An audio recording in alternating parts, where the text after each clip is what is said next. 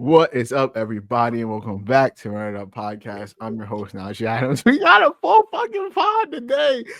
We got a four-man. We got Jalaal, Justice, Khalil. How are y'all doing? This is the first four-man, and I can't even have a nice little intro. How y'all doing? I'm swell, brother. How are you? I'm chilling, bro. Glad to finally be here. That's beautiful. Welcome, we got fellas. this, We've been missing y'all. Yeah, this is what, 3 weeks in a row, 4 weeks in a row, something like that. Jalaal, I've been missing you, bro. I ain't seen. First of all, I saw Khalil like September. I haven't seen Talk to Justice outside of like a couple text messages here and there in like a year, bro. It's good to see you. But yeah, so welcome back to the pod, y'all. Normal little intro. Make sure y'all like, comment, subscribe everywhere that podcasts are found. Leave a little 5-star rating and review. You can find us on Twitter at Run It Up Pod. All of our little Twitters are down in the little description, also on the screen, except for Jalal's because the little logo cut his shit off. But his shit is JSandy45_. So go lock in with my boy. Follow us on TikTok. Like I just said, we be posting on there pretty daily at this point. And yeah, I hope you guys enjoy the episode. But before we get into it, we got to go song of the week. So Khalil, talk to me, bro. What is your song of the week this week? My song of the week, I'm gonna go with "The Best in Me" by Marvin Sapp. Oh my God. Okay. Take us to church, bro. Come on. It's been hidden, bro. It's been Duffy for that one. Okay. Yeah. We started off with classics. So yeah, mine's actually off the SZA album, the little deluxe, which I feel like is like good for me. This is like not my usual bag, but Christy's been playing it a lot, and this thank you for notice the growth. It is Chill Baby off the SZA Deluxe. Great song, immaculate song. So make sure I go check that out. Jalaal, what you got? I'm actually still looking, but I'm gonna just pick one. I'm gonna go with Auction by Sasha Keable and Destin, Conrad. A little R&B for y'all. I want to say to Khalil, the last time he was on here, you picked Leon Thomas, and shortly, Leon's like 2 months later, we went. Yeah, he is. 2 months later, we went to his show. No shot, bro. It's amazing, bro. And then I saw him in the airport like 2 days later, and I was like, "Yo, was that your show?" Oh shit, yeah. He's cool though. Like it was like an intimate little venue, and everybody there knew the songs, and he can sing his ass off, bro. It's insane. I don't know if I ever heard a Leon Thomas song. I'm not gonna. That's crazy, bro. You know who he is, though. You know who he is. What's his most popular song? Wait, what's he known for best though? Tell me what he's known for best. He's known. Did you watch Victorious as a kid? Oh, yeah. I mean, I wasn't like a Victorious like fan, but I know who he is. Yeah, the little black kid in Victorious. Yeah. So he like started out like songwriting and producing. Don't he like produce? Yeah. He wrote for like SZA and Drake and all these different people, and then he started making his own music, like 2022 ish. Bet I'll tap in. Yeah, his pen is ridiculous. Justice, who you got, bro? It's Lord Knows by Aaron Page. Oh, Najee thought you was Drake. I was about to be like, "Let's go," and then he said a different name. Speaking of Drake, casual, man. that the SZA album, that K-Dot song. Right? Chris listens to it all the time. It's fire. That song's a banger. 30 for 30. Yeah, that song is tough. That song is a banger. Hey, say what you want about Kendrick and the beef, bro. Kendrick is still him. He been hating all since last March. He been hating all me. It's crazy. I mean, you know where I stand. You know where I stand. I have screenshots though, so it's all good. Whenever you want to act out, you know where I stand, brother. You know where I stand. I remember what you said during the pop out. I remember. I don't remember what I said, but I'm sure I was saying disrespectful things. I mean, no, you said Kendrick was the GOAT because he had Bloods and Crips on stage, and everybody that was crazy. Crip walk into a pedophile. I wait for the Super Bowl, bro. That's not like us. I stand on this that I don't think they're gonna let him perform it, and they so have to. They have to. He's just not gonna say. He's just not gonna say the word pedophile. But when the crowd is you like little girls, they're not like us. I don't know, bro. I feel like they might not let him perform it, but I mean, it's like his most popular songs. I'm sure they will. But it's the biggest song of probably in the last few years. I don't know. And also, I was You ain't heard that Jello? That swerved in that corner until that song came out. You ain't heard that Jello. That shit is fire too. That is tough. I fuck with it. But yeah, I mean, we're gonna dive into basketball stuff. The most recent thing to talk about, we might as well dive into it, is the De'Aaron Fox news. So obviously, Shams tweeted, I want to say that was yesterday, like, boom, the Kings might consider moving De'Aaron Fox. He has a destination in mind. Every reporter online was like, don't know what it is, until they said it's the Spurs. But I guess I'll start with you, Justice. How did you feel? Like, was it when that news hit your phone? Was you like, oh my god, shocked? Was you expecting it? How do you feel about the Fox news? Well, I feel like since the Mike Brown stuff, it's kind of been like teetering on the line of him wanting out. Yeah. But also like just the Kings front office is just a shit show, bro. Like it's like people are already dogging them on Twitter, but like to get rid of Halliburton and then go 2 years without basically doing anything and then get rid of Fox just doesn't make sense. Yeah. Like it doesn't add up. We're gonna build around Malik Monk. Like what are we doing here? Yeah. So no, I wasn't shocked per se, but I was really excited because as a Kentucky guy, like I want to see Fox go do something like really cool with like a contender. So. Yeah, I think for 27. I think he is 27. Yeah, 27. I think he's been an All-Star once. So it's like I think for me, I was a little bit shocked because I think back when the Kings were earlier in the year, the Kings were horrible, and they kind of went on a little like win streak. And right now they're the 10 seed. They're 1 game back at a 7 seed, 2.5 back at a 5 seed, which is the Lakers, who just lost AD. So like, you feel me? Like I feel like the King, like there is room for them to be a top 6 seed still. So for him to be like, nah, I'm trying to get up out of here, I was kind of like, damn. But I mean, eventually you just kind of get to a point where you like, we know how the season ends. We've done this for 6 years, you know, we the 6th seed, we play a nice team in the playoffs, we a first round exit. Like you get tired of it. But that was kind of my first impression. Jalaal, how'd you feel about it? I wouldn't say I was surprised because there was like little rumors, rumblings at the beginning of the season that Fox might want out, but I don't think he co-signed the Mike Brown signing. Like I think the front office was just like, yeah, let's pack up Mike Brown.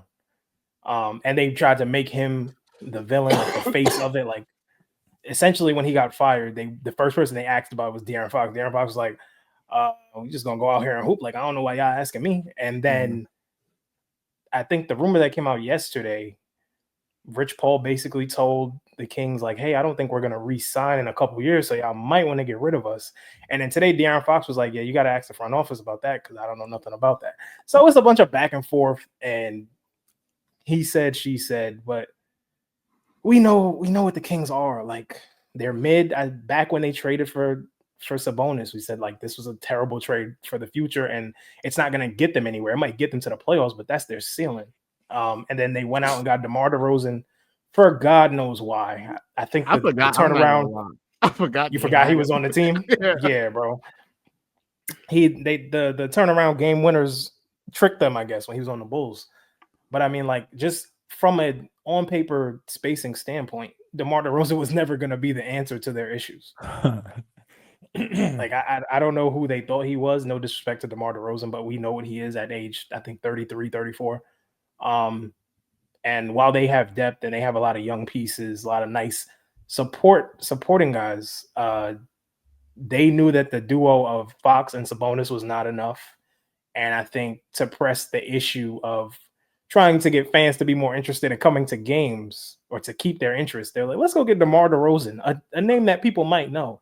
And homecoming, like Cali vibes. It was a lot though. Yeah, but it's a lot. But then you had him posting up, dribbling for 15 seconds, and De'Aaron Fox sitting in the corner and Sabonis sitting in the dunker spot, and they're like, "Hey, what the hell's going on?"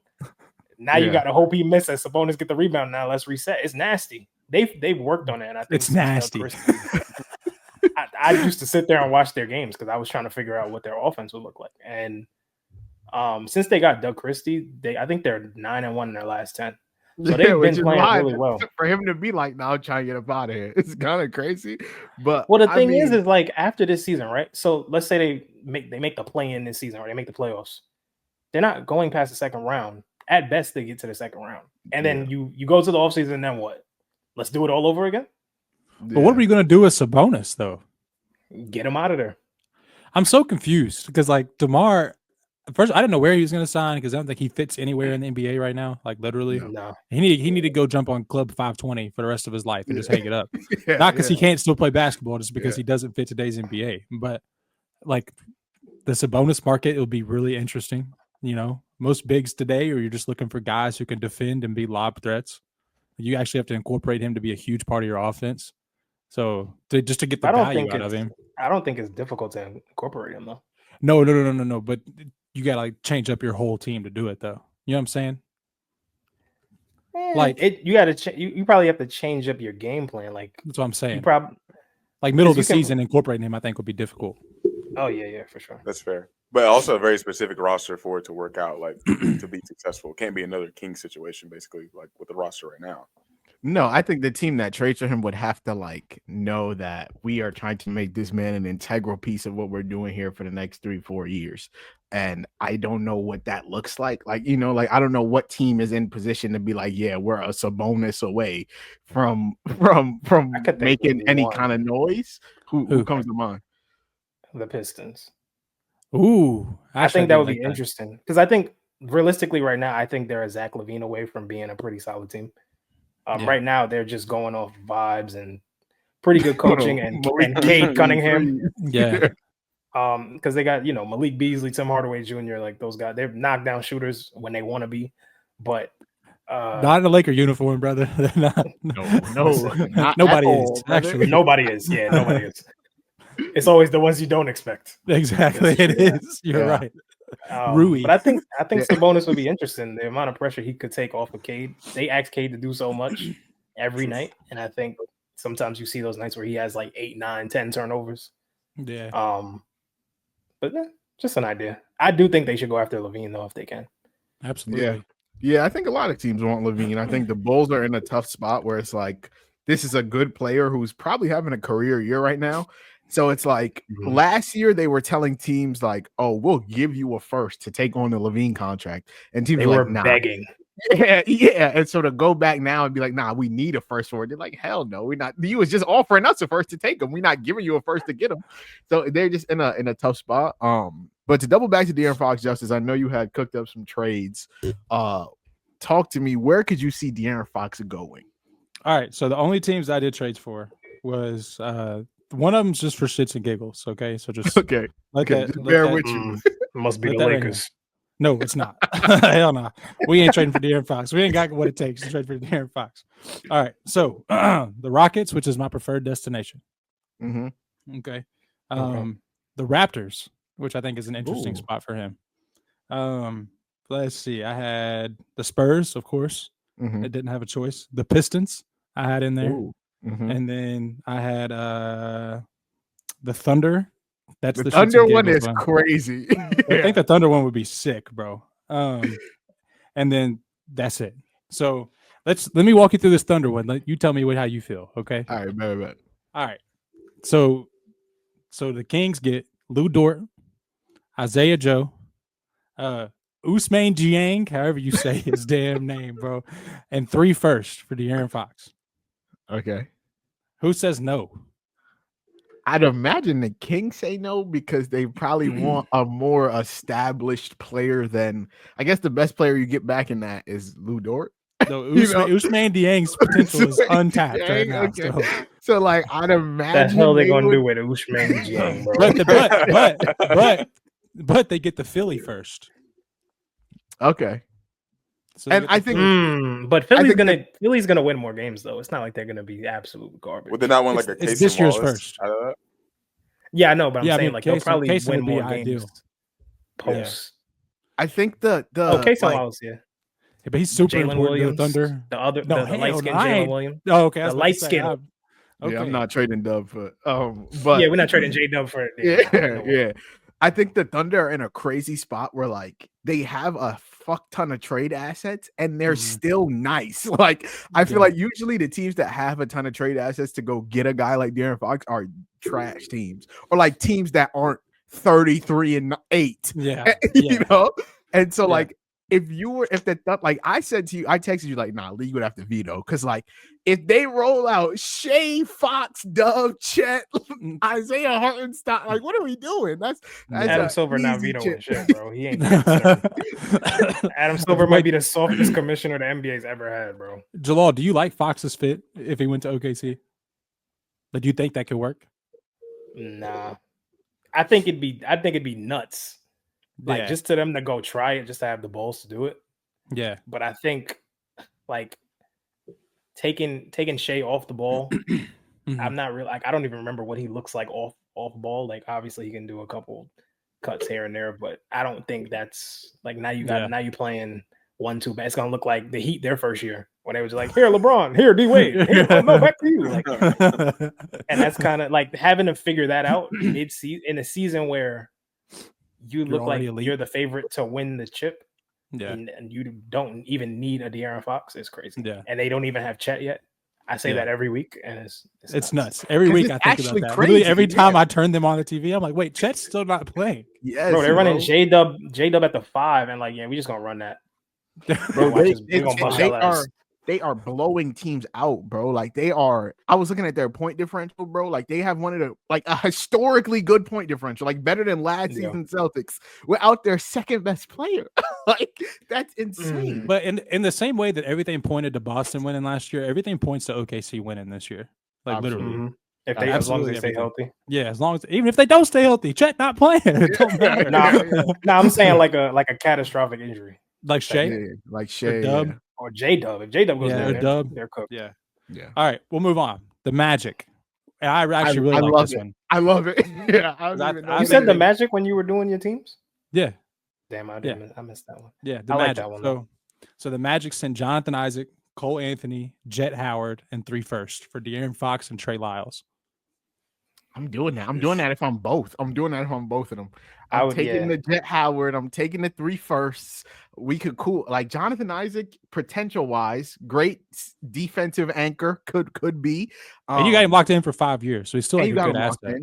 Cole Anthony is what he is at this point. But like I'll take Cole Anthony and 3 firsts and Jonathan Isaac and Jet Howard. If I'm the Magic, I'm hopping on that. And if you rerouted Jonathan Isaac, like somebody like a contender is going to like overpay to get Jonathan Isaac. Absolutely. Just a complete defense. Is Jonathan Isaac going to play basketball? One day. Yeah. I'm saying. Like, here and eventually. There. Yeah, part time. What he tapped into last year, if you can like buy it, if you can get that and like assume he's going to be on the floor, then yeah. Like you would be investing into I don't know how many games. I don't think Jonathan Isaac maybe reaching his potential on hopefully like because he's not going to give you much on offense outside of maybe being a fast break threat. Right, but you get his signature shoes too, and those are nice. Yeah, I didn't even know he got signature shoes. Yeah, he's got his own brand. He's like Stephon Marbury. He got some Starberries. Like some Al Harrington proteges. It's like a Christian shoe brand, so you'll get a nice sermon, like some scripture. Nice, love that. I think if I'm the Kings, like whether or not Jonathan Isaac plays 20 or 70 games, like I don't know that takes me out of it. So I would still probably do it if I'm the Magic. I think he's not exactly the right archetype of player. Actually, he is kind of the right archetype of player I would want next to in that little Paolo, Franz, Suggs system.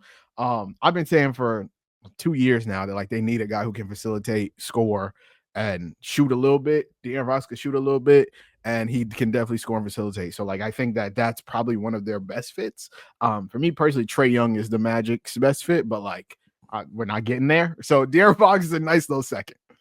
We've been saying that for like 2 years, by the way. The only question I have is what do y'all think about that spacing? Because I feel like right now they have Suggs playing their point guard spot, even though he's not really a point guard, and they have I love Suggs by the way too, right? Yeah. I do too. I like what he offers, and he's still a work in progress in terms of his offensive game. Mm-hmm. So like if you have Fox at the 1, Suggs at the 2, Franz at the 3, Paolo at the 4, Wendell Carter or Goga at the 5, like spacing wise, that's a little. I think you just play KCP though, don't you? Don't you just start KCP? I'm saying going forward, like if you can't, like say you don't keep KCP, right? And now you have to roll lineups out there. Like say it's like next season, And you can't. There's a lineup where you can't put like, are you going to play Paolo at the 5 because you can't take?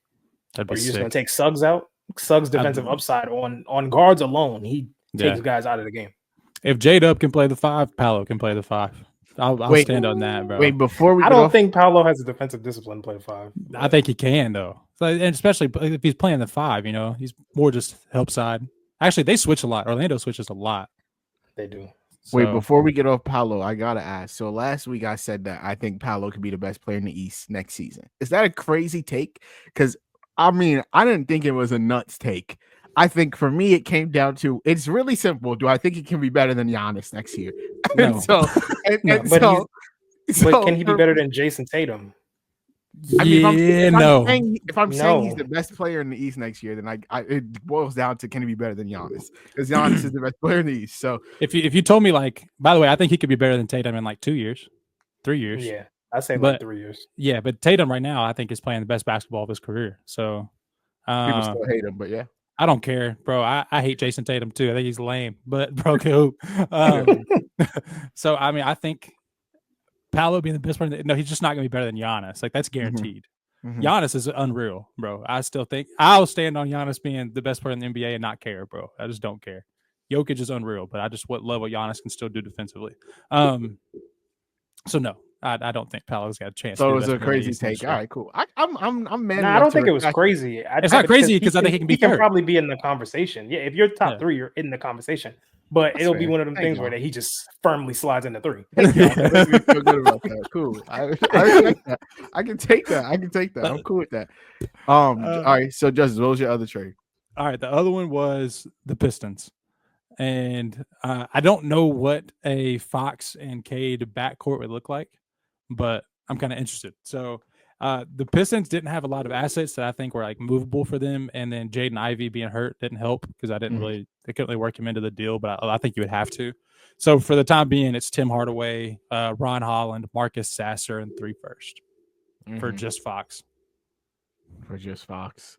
I like the now assuming that Jaden Ivey is on the Kings. Like if Jaden Ivey's in the deal, I'd probably do it if I'm the Kings, just because injured, not injured, like the upside of Jaden Ivey, I'm cool with taking a chance on that. Plus the 3 firsts. If I'm the Pistons, I don't know. For me, it's like because once you do something like that, like once you make a trade like that, like that's your shot, like you're committed to building around this duo. And I don't know that I would want to do that if I'm the Pistons. I think it would be a fun duo, like because right now there are no stakes, right? The Pistons are playing sweat-free basketball. Like if you well win, above their means, there's like no pressure. Like there's no pressure. They're just hooping. So like if you win, you win. If you lose, you lose. Who gives a fuck? Once you trade 3 firsts and Jaden Ivey, it's like now you gotta win. We gotta win. So I don't know that they're ready for that, but I think my question for the Pistons is like, who's going to come up that you're like, yeah, that's going to be the guy? Because like Jalaal was talking about, if you go get Sabonis, it's the same situation. So eventually, you've got to find the guy to put next to Cade. Well, I think they would assume they think Cade is the guy, like he's the number. I don't know if he's an ultra number 1 option, best player in the league, number 1 type option. He can be that. Yeah. I remember we had that conversation about how good we thought he was pre-draft. Yeah, we gave him like Luka comparisons and stuff like that. Kind of crazy. Kind of. I'll stand on it. It was. I'm gonna take it down a little. I'll stand on it. He's if they believe he can be that alpha, then finding the other guys won't be difficult, I think. But if you're trying to find somebody that's better than him, then you got to convince them like, hey, come play with Cade instead of Cade saying I want to play with so and so or there's who I think would fit well with us. If you could pick an ideal fit for Cade, who would it be? Like to play next to him on the wing or like on the wing or the big, whichever one. What do you think he needs more? They need offense. Honestly, they need offense bad. This is a great question. I mean, a lot of the guys that I'm thinking about are like guys that teams would never trade right now. Yeah, but I mean, they hit the free agent market here and there. Like I think in terms of like fun, if they wanted to go and get like Jalen Green, and if Jalen Green panned out to what he's supposed to be, I think that would be fun. They just want to ice each other out the whole game. Neither one of them get the ball. I think they respect each other though. Like I like the little rivalry they got going on. Like they know what it is. I don't think Cade respects him at all, bro. I think they respect each other. I think they respect each other's game. But I think Cade feels like he's better. He should. Probably Jalen. He is. Yeah. I'm trying to. He always has been. Yeah, thank you. Appreciate that. I'm trying to never been close. What wing I would put next to, because like do we feel like the first thing that came to my mind was Sengun, and then you said Jalen Green, but I was like, I don't know that Sengun and Sabonis are kind of the same like kind of build, and he's kind of a big, so not really that. But like the wing position, what about Cade and Jaylen Brown? That's the only name that came to my mind. Was like JP would be perfect. Yeah, like Cade and Jaylen. There's not a lot of great wings in the league right now, right? That's what I'm saying. Yeah, there's maybe like 6. You think KD wants to stop in Detroit one time just for a little bit? No, do y'all think? But they would be nice. Somebody said this to me today. Do y'all think KD would try to go back to OKC? No. Nah. When he became a free agent. Legacy tearing. Not that he gives he's not like say the Thunder don't win a championship. Yeah, he doesn't give a fuck. He doesn't care about that. But say the Thunder like don't win a championship. Fuck it. Say they win a championship because he has no shame. Yeah, he doesn't care. Say I don't think he would. He becomes a free agent next season, right? Is that next year or in 2 years? 2 years. He might ask for a trade this offseason though. Like, come on. We know how KD moves. Do y'all think he would try to go to OKC?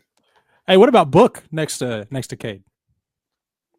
That's probably the best fit next to Cade. I think either Jaylen Brown or Devin Booker is like my ideal fit next to Cade. I think I'd like Jaylen Brown better just because he's a better defender. Yeah. But anyways, back to KD. Yeah. Do I think he would shamelessly go to OKC? Absolutely. But do I I'm not saying is it going to happen? No. I think he would do it, yes. Yeah, absolutely. I think he 100% would do it. Yeah. I don't know. I'm torn on it, actually. I don't know if he would do that. Because I feel like it actually, honestly, because I was going to say, like, it's tough going into something that's already so established and risking fucking it up, but like, he literally did that. He already did it. And they won the chip. So you know, anybody else, it might be. Yeah, no shame. All right, bet. So yeah, I'd be down for the Pistons trade. Did you have another one? All right, the Spurs. So the Spurs send Keldon Johnson, Jeremy Sochan, Julian Champagnie. Is that how he says his last name? Champagnie. Shout out St. John's. St. John's, baby. Yeah. Anyways, and 3 firsts for Fox. Wait, what was it? It was Keldon? Keldon, Sochan, Champagnie, and 3 firsts for. So they keep Stephon Castle, Devin Vassell. Mm-hmm. Woo! I would ask for Vassell. Yeah, I couldn't make it. I couldn't make it salary wise work with Vassell, where I thought they got like enough assets back to do it. I mean, surely they can. They're GMs. I just can't. Yeah. So. No, and the thing with the Spurs for me, bro, like, so like I give De'Aaron Fox credit because I think like the thing with the Kings is like you've done this enough times to realize that like you're not capable of being the best player on a real contending team. You look at, I'm sure like De'Aaron Fox look at like a guy like Jamal Murray and it's like, damn, I'm at least as good as Jamal Murray. And he's this better man, than Jamal Murray. That's what I'm saying. And he has a ring. The difference is he plays next to one of the greatest players we've ever seen. And so if I'm De'Aaron Fox, I'm looking at the Spurs like, fuck it. I'm about to go play with Wemby. He's probably winning 2 of the next 5 MVPs. Why not? Why wouldn't I go there? If I'm the Spurs in negotiations, I feel like we have all the leverage. Like, why I'm not getting fleeced for De'Aaron Fox. Like, if he really wants to come here, he'll be a free agent in 2 years. We'll get him. It's not like people aren't going to want to come play with Wemby. It's also not like we need to force us into a contender right now. So, like, I think it makes sense for the Spurs to do it, but like only if it's a deal like this where you're not giving up Castle, you're not giving up Vassell. Cool, we can give up the 3 firsts. Like, we're gonna be a 45 to 50 win team for the next decade. So like it doesn't really matter. If I'm the Kings, I mean, you get Keldon Johnson and St. John's finest and hope it works. Yeah. I like Sochan's upside, but they tried to make him a point forward, and he's a new point guard, bro. Forget Fox. The Jeremy Sochan era has begun. It's about to be Sochan and Malik Monk backcourt. That's disgusting. Hey, Malik Monk can play make, bro. No, I know. He's having a great year, but he's no longer a 6 man. Like, he's their starter now. Right? Yeah, he starts. The Raptors.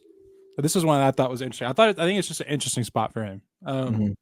So Fox, obviously, and then Bruce Brown, Grady Dick, Ochai Akbaji. Don't know how to say his last name either. And 3 first. Bruce Brown, Grady Dick, O'Shea Roger, and 3 firsts for Fox. I mean, Bruce Brown's expiring, so yeah, Bruce 23 Brown's million off the expiring. books. I personally think Bruce Brown just isn't that good of a basketball player, but people seem to love Bruce Brown because he lives off the Nuggets chip run. But like, it's cool. Take him out of it. I think Ochai Akbaji and who's the Grady Dick and 3 firsts. I think that's fine. I think that other teams are going to be able to offer things better than that. But I mean, it makes sense for the Raptors. Like, if that's what you're moving for him, like, you eventually have to try and contend outside of the Celtics. Like, the East, after the top 3, really, the East is relatively open. Like, that 4th team can be really whoever you want it to be. So I think that's kind of the reason they would make it, but I wouldn't hate it for them. It kind of makes sense for the Raptors. Like Fox and Scotty. Do we like that, or is that just not? Is that gross? I don't like that. I don't love it, but like they still have what's his name, Jakob Poeltl. Jakob Poeltl. I feel like he's a good big, but I feel like he just doesn't fit. Like if Scotty Barnes is going to be your best player, or that's the face of your franchise, you can't have a big that also is not a threat outside of 10 feet. Yeah, so they would have what? Fox Quickly, RJ, Scotty. Like, it's definitely an interesting nice group. Team. Yeah, like that's a quick athletic. They running teams off the court some nights, you know. Like, the fast breaks would be crazy. Yeah, I do kind of like that backcourt. And I throw Chris Boucher up in there. I just feel like these opportunities aren't that. I used to love Chris Boucher, bro. I was high on Chris Boucher for like 2 years. I was like, man, he might be tough. He was hooping in the G League or the Summer League, one of them. He's probably like 35, and we don't know though. So I think he is a little bit older than we think he is. Like 30. Yeah, he's definitely older than I thought he was. Yeah, definitely a little bit older. But I think for me, it's like, yo, how often do these opportunities really come about where it's like, yo, this team's franchise player is telling them I want to leave, and like they're actually willing to trade him. I feel like a lot of the time, just like, all right, maybe you get and like someone that's in their prime, like Dame requested out, and he was like kind of, you know, on the tail end. He was going to be the second best player on the whatever team. Whereas like the Anthony Davis did it. He's in his prime, and like the Lakers gave up all we really had, to be honest, to get him, and it resulted in a chip. So like, these opportunities to get these franchise players in their prime just don't come around all too often. So if I got to give up Grady Dick and Ochai and 3 firsts, cool, whatever. I'd take the De'Aaron Fox. I mean, that team's. I mean, they're a middle of the pack East team with that starting 5 rolling out. Like, like a top 4 or 5 seed. Yeah. So I mean, depends on what you're trying to accomplish, right? Like, I think that Toronto likes to be competitive usually. I mean, that's just how they've always operated. But I do think the Scotty Fox fit is a little weird. But RJ's been much better than I ever thought he would be on Toronto. So, and even the playmaking's gone up a level. So good for he got the hometown bump. You feel me? Play for his home team. We've yet to see Quickly though. I think Quickly's been out basically the whole year. Yep, basically all year. And they have no idea when he's coming back. Hey, Khalil chimed in. Yeah, I was terrible. All right, bro. I don't know what to say. I haven't watched basketball in what feels like over a year. That's right. We're trading places in about 10 minutes. It's terrible. I can't add anything. I don't feel right adding on anything. I really just pay attention to fantasy basketball, and that's pretty much it. And Twitter, if you were another team that felt like you could contend, would you trade for De'Aaron Fox? Wait, you're asking me that? Yeah. Get you involved. The floor is yours, brother. Oh, ask the question again. Ask it again. If you were a team that was like middle of the pack or like promising, would you trade for De'Aaron Fox? Like, is that the move that you feel like could make a difference? Well, your last example with the Raptors, I would go ahead and do it. I mean, honestly, yeah, like, you just don't know what's going to happen any year in the playoffs, injuries, anything like that. Make a run, you just never know what's going to happen. And I just feel like they're in that spot where you can't be any worse than that. You don't want to be any worse than that. You might as well just try to get better. So what? If I told you that Raptors team could beat the Bucks in a series, would that be crazy? Like currently, this current No, if construction. they got Fox, Oh. No, that wouldn't be crazy. I mean, like Mm. they just got the athletes. Like the Bucks don't have a ton of like real guys Scotty that's trying can't to do. run. Scotty can't do nothing with Giannis, man.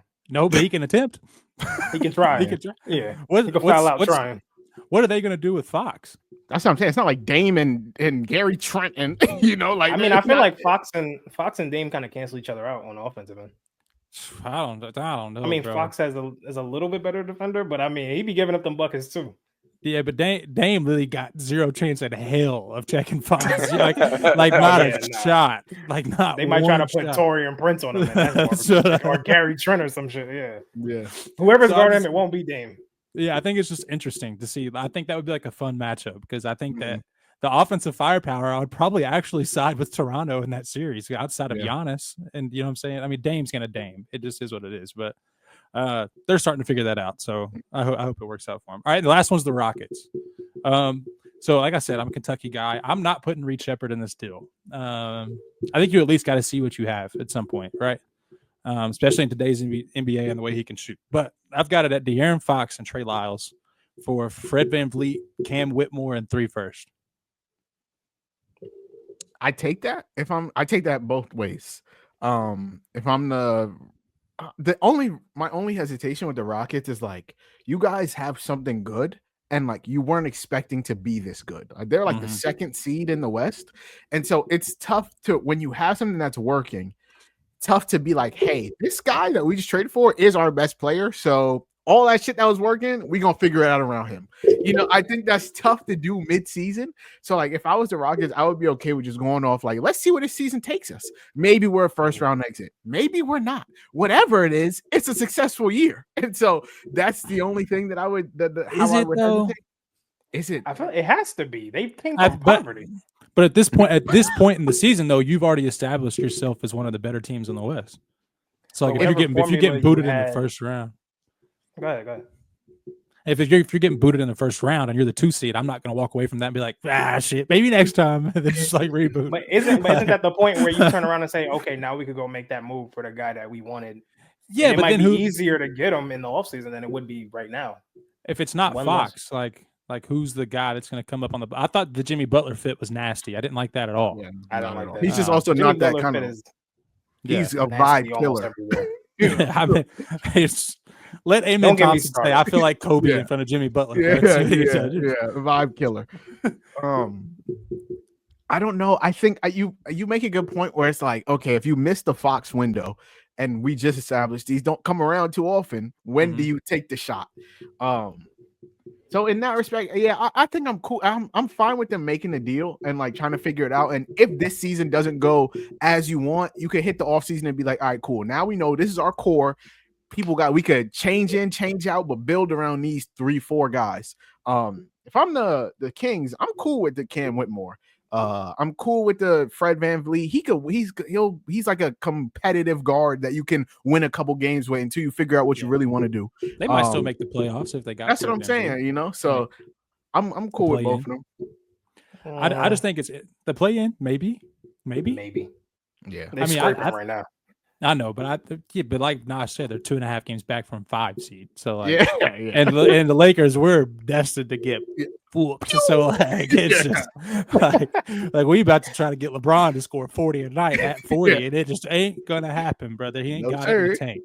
So Austin Reed's gonna have to average 32. It ain't gonna happen. Counting on Dorian Finney-Smith 20 point a night games. What are you doing? Yep. So we're cooked. But so just be honest with you, we're cooked.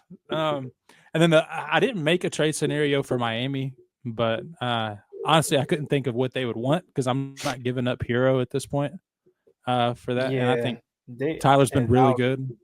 I'll take over for you. Okay, thank you. They're not giving up Tyler. They're not giving up Bam. At this point, they're probably not giving up Ware either. Yeah, no, he's disgusting. Yeah, he's nasty. I think Sacramento would probably want some combination of like Jaime Jaquez, Nikola Jovic, who I don't even think they want to give him up, but they might have to get the deal done. But I like his potential. And then maybe try to get Terry Rozier off the books. Yeah, at some point because it just hasn't worked out. Do y'all have picks? We have our pick this year, next year. But there's something in there. OKC owns like something. I'm sure they depending do. on where it lands. They own about half the league. Yeah, that's what I'm saying. Or Philly, one of the two. But I think I don't know. I feel like as a Heat fan, like we've just been sitting here for the last 5 or so years, hoping and praying, and that's been the strategy. Well, we're gonna hope and pray that this person wants to come here. Like this isn't 2010 anymore. D-Wade is not recruiting anybody here. Like y'all gotta go. And the other thing is there's not like guys who are up for extensions don't become free agents anymore. Yeah. Like Luka, everybody signed that Supermax. Luka's gonna sign his Supermax before he even becomes a free agent. He's gonna be the highest paid player in NBA history. Yeah, because of the new CBA or whatever, they can give him more money than anybody else. Yeah, until Shea comes up, and then he's gonna get paid more than anybody. Yeah, well, they did it so that small market teams can keep their players. So it's like, okay, yeah, I can't wait to see Wemby's deal, bro. That's gonna be insane. 110 a year. Yeah, like, you tell her they're gonna give him a blank check. What do you want? But tell us what we could give you. Yeah, I mean, that is the De'Aaron Fox convo. I did want to ask you guys like 2 super like rapid fire TikTok-y questions. So the first one has to do with Amen Thompson, however you say my boy's name. It's basically I think it's Amen Thompson. It's basically a would you rather. You know how this works. Would you rather have Amen Thompson or this player that I'm about to say to start your franchise, build your franchise around? So first up, his draft class, Brandon Miller.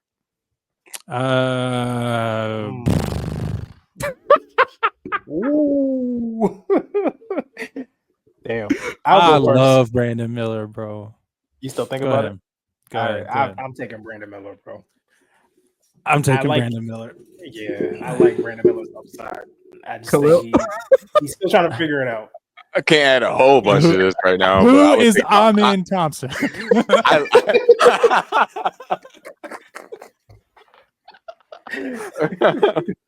For our fantasy drafts, for our dynasty though, I drafted Thompson over Brandon Miller, and I'd probably do it in real life too, based off the little things I know right now. Okay, cool. Amen. So Amen or Zion Williamson? Oh shit! Are we getting rid of the bills, like the bill of health, or are we saying like I have to deal with Zion's health? You have to deal with Zion's health. Probably Amen. Jalal. By the way, Zion is clearly better at basketball than him. I just want you to know. Oh my god, bro! I'm gonna just have to get fired as a GM because ain't no way in hell I'm taking Amen Thompson over Zion, bro. I get it though. All right. I mean, if Zion keep playing 25 games a year, bro, like. But I feel like he should go to an organization that is not feeding him beignets and jambalaya and shit. Sounds like a Heat fan. We'll feed him grilled chicken and rice every meal. Get that weight down. Shaq said he used to put baby oil on so that his weight looked lower on the scale than it actually was. Sicko. He's insane. Amen Thompson or Jalen Suggs? Amen Thompson. Amen. Jalen Green. Go from Zion to Jalen Suggs. I was just going through him. He does this every week. He goes up and down, and I'm thinking it's going to get better. It just gets worse. Amen Thompson or Pods? All right, so Amen Thompson or Jalen Green? Amen Thompson. Yep, same thing. Amen Thompson or Austin Reeves? Amen Thompson. Austin Reeves gonna be 30 in like a year and a half.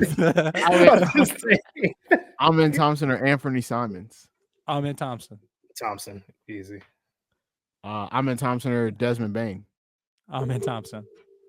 Thompson. Amen Thompson or Jamal Murray? Amen Thompson. Thompson. Tyler Hero. Ooh, Tyler Hero, actually. Yeah, think about it. Ooh. How old is Hero? 26? 25? I want to say 26 as well. That's a tough one. 25. He turns 26. Because I don't want to say like has he hit his ceiling yet? He might be close to hitting it. He keeps getting better though, bro. But it took him a while to get here. Like I thought he'd be here maybe 2 years ago. Yeah. But I mean, if he's gonna keep getting better, I'll take him. Is Amen ever even gonna like figure out how to offensively be as effective as Tyler Hero is right now? I don't. I mean, he can't be the focal point of an offense. Absolutely not. But he can be like a. But the question is build around. Yeah. Oh hell no. Yeah, Hero. How do you build around Amen Thompson though? You get somebody who can score, and then you get somebody else who can score. You have to like project to what you believe he will be, and like kind of shot in the dark. Amen Thompson. He's like trying to build around like Bam. Yeah. Well. Yeah. Like that. Kind of like that. Yeah. I guess. Tyler's your best player, in my opinion, at this point. Yeah. Yeah. Right now, I think Bam's still like the most well-rounded guy. Like he has to do. Yeah, everything. yeah, absolutely. But yeah, Tyler. Ware has made Bam expendable. You know. Fuck out of here. That's a hot take. What are you talking about? All I needed was 6 games for me to say, dude, get Bam the hell They out. Just made Bam's job a whole lot easier. I'll say that. Him being able to spread the floor is like the most glorious thing for Bam ever, bro. I think defensively though, like they they switch a lot, and then you end up with Tyler Hero in the paint guard and whoever the big is. Now they can just switch and it's Ware. Yeah, I actually like that. I got 5 more. Let's go. And they are like pretty good players. So this might be a little bit above tier, but Amen Thompson or Darius Garland. Ooh, Darius Garland. We're gonna be a bottom 10 seed, but it's fine.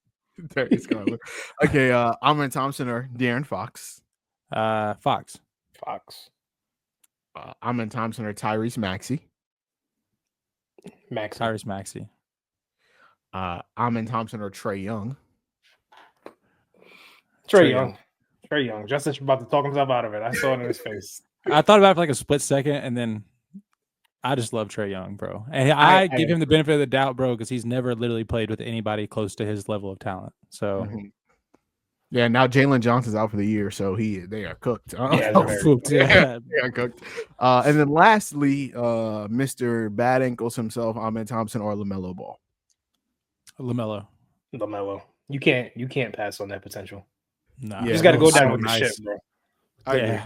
I think Amen's in a weird like tier right now because like people are like quick to like. I was seeing people after that game a couple of nights ago like he has a Giannis ceiling, and it's like, yo, what's happening? What's going on here? This is ridiculous comps after one good night, 1 game winner. But I don't know what his comp is, bro. But it's like I would say it's like it kind of reminds me of Scotty Barnes a little bit, but he's not as big as Scotty. Yeah. So, but his play style is similar, and his he's like athleticism is insane. Like his what if he's like a peak Iggy? Ooh. I don't even know. Because Iggy had the playmaking prowess, and Amen does too. But Iggy would always be able to be a 3-point threat. Like he wasn't like Amen can't shoot at all. No, I understand. But Iggy can barely shoot at all. Like it, like. What you mean? Death beam be damned. Iggy is probably a career 31% 3-point shooter. That's just a guess. It's probably like 33, 34. If it's 34, I'll be mind blown. Wait, now I have to look it up. Yeah, look at it. IJ Iguodala. I feel like it's 33 or 34. And I bet it's on like 2 attempts a game if it's 34. All right, hold on. His career, god damn, he was in the league for a long time. His career 3-point percentage is 33 on the dot on 2.7 attempps. Look, I said 31. You act like I'm shitting on him saying 21. God, what did I say though? What did I say? How many attempts a game? How many attempts 2.7. 2.7. I told you it's 2 attempts a game. But that's the era he played in though. Also, don't give a shit. He played on Golden State for 7 years. He had all the opportunities in the world to shoot some threes. Hey, he was a sniper. He was a sniper in the playoffs. He was at 35 and a half on 2.9 in the playoffs. 35 at a sniper. 35 and a half 10 years ago as a sniper. And he was shooting the same amount of threes at Golden State as he was in Philly. It don't matter. He can't shoot. He was hitting them. That's the difference. He was hitting 30% of them. He was hitting them. So Amen Thompson, a prime Iggy. That's where we're landing. I'm not landing on prime Iggy. You don't think Amen can, with as much as Amen loves basketball, you don't think he can get to be a 32% 3-point shooter at some point in his life? I think you can get to 32. But my point is Iggy's 33, 34 is more effective 10 years ago than a 32 would be right now. Right now, Amen is right now. You gotta be like if you want to be a threat, you gotta be like 37 now, like 37, 38. I'm trying to think of Being 35 doesn't even unless cut you're it. Giannis, unless you're like Giannis, then you're Yeah, that's yeah. it, The I would last say thing I like wanted to Scotty do, Barnes. the last thing I want Yeah, to do I like basketball that. wise, and Khalil, you can definitely hop in on this one because it's not just based on this year; it's based on like career wise. So I'm gonna tell y'all a player, and if they retire today, would they be a Hall of Famer? Oh, sick. Okay, so number one, we're gonna start off easy layups. Anthony Davis, Yes. 100%. beautiful. Damian Lillard, Wait, Khalil didn't answer. I He- nodded. Sorry. he nodded. Oh. Yeah, I saw the nod. I Okay. acknowledge the nod. Damian Lillard, Yes. Mm. Paul George, Yes. Maybe off lore alone. Off your Right. aura. Yeah. Not for he wouldn't be in my first ballot, but I think he can make it. What made you say yes so quick, Justice? Because like theoretically, like what do we remember Paul George for? Lore. Really just the Indiana series against like Yeah, Miami, yeah.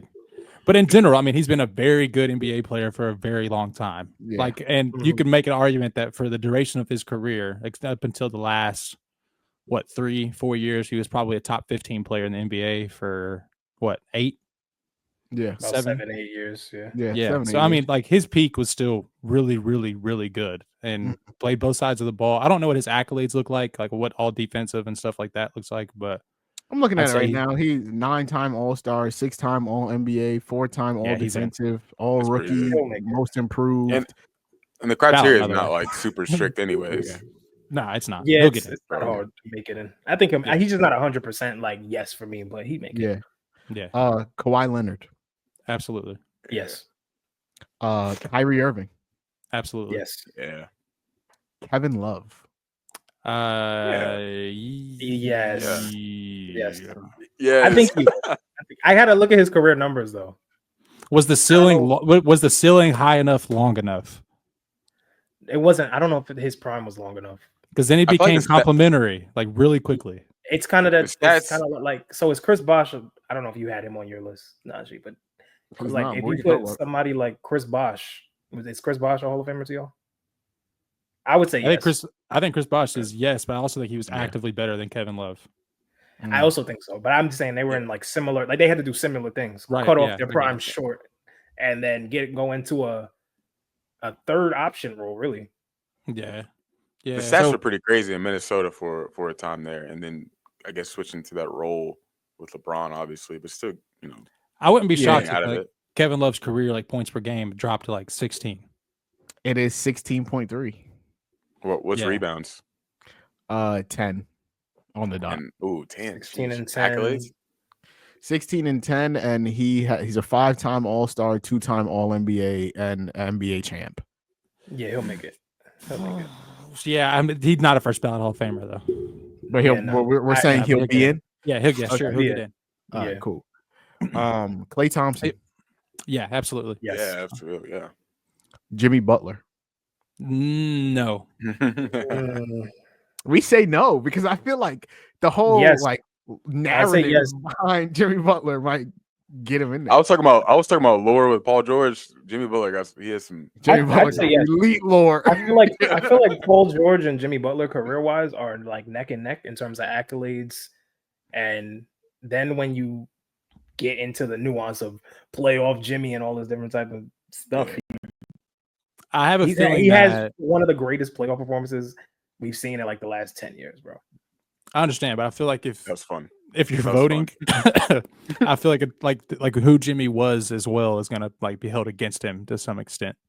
All I'm thinking about right now is that Kevin Love meme with Denzel Washington. Y'all gonna leave The me IG, at the Hall of yeah. Fame? Kevin Love is cooking on IG. He's cooking on IG. Yeah. Jimmy Butler's Jim- career, Yeah, tell me.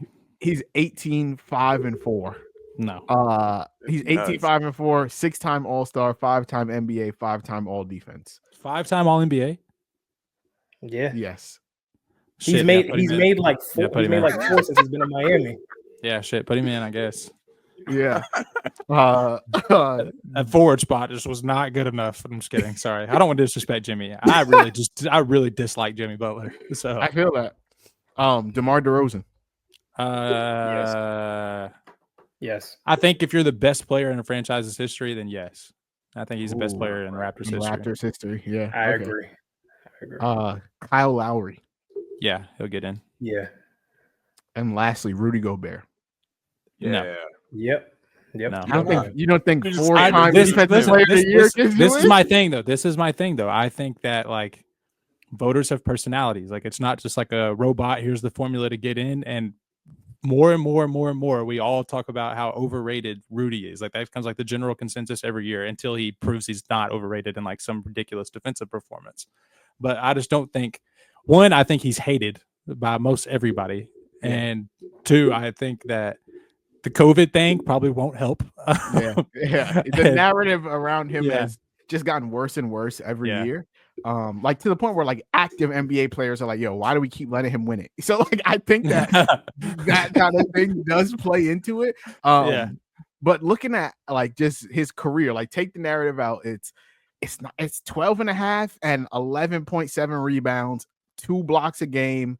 He's a 4-time All NBA, 3-time All Star, 7-time All Defense, 4-time DPOY. 4-time DPOY is crazy. That alone might be enough to get you in. Was Alonzo first ballot? Do we know? Alonzo Mourning? Yeah. I don't know if he was first ballot. I could look it up probably. Alonzo Mourning first ballot. Alonzo Mourning was inducted. No, I don't say if he first ballot or not. When was he inducted? That'll give me a general idea. Oh, it says Alonzo Mourning 58.1% first ballot inductee. So yeah. To be first ballot, what percentage you have to get? 50? Over 50, over right? 50?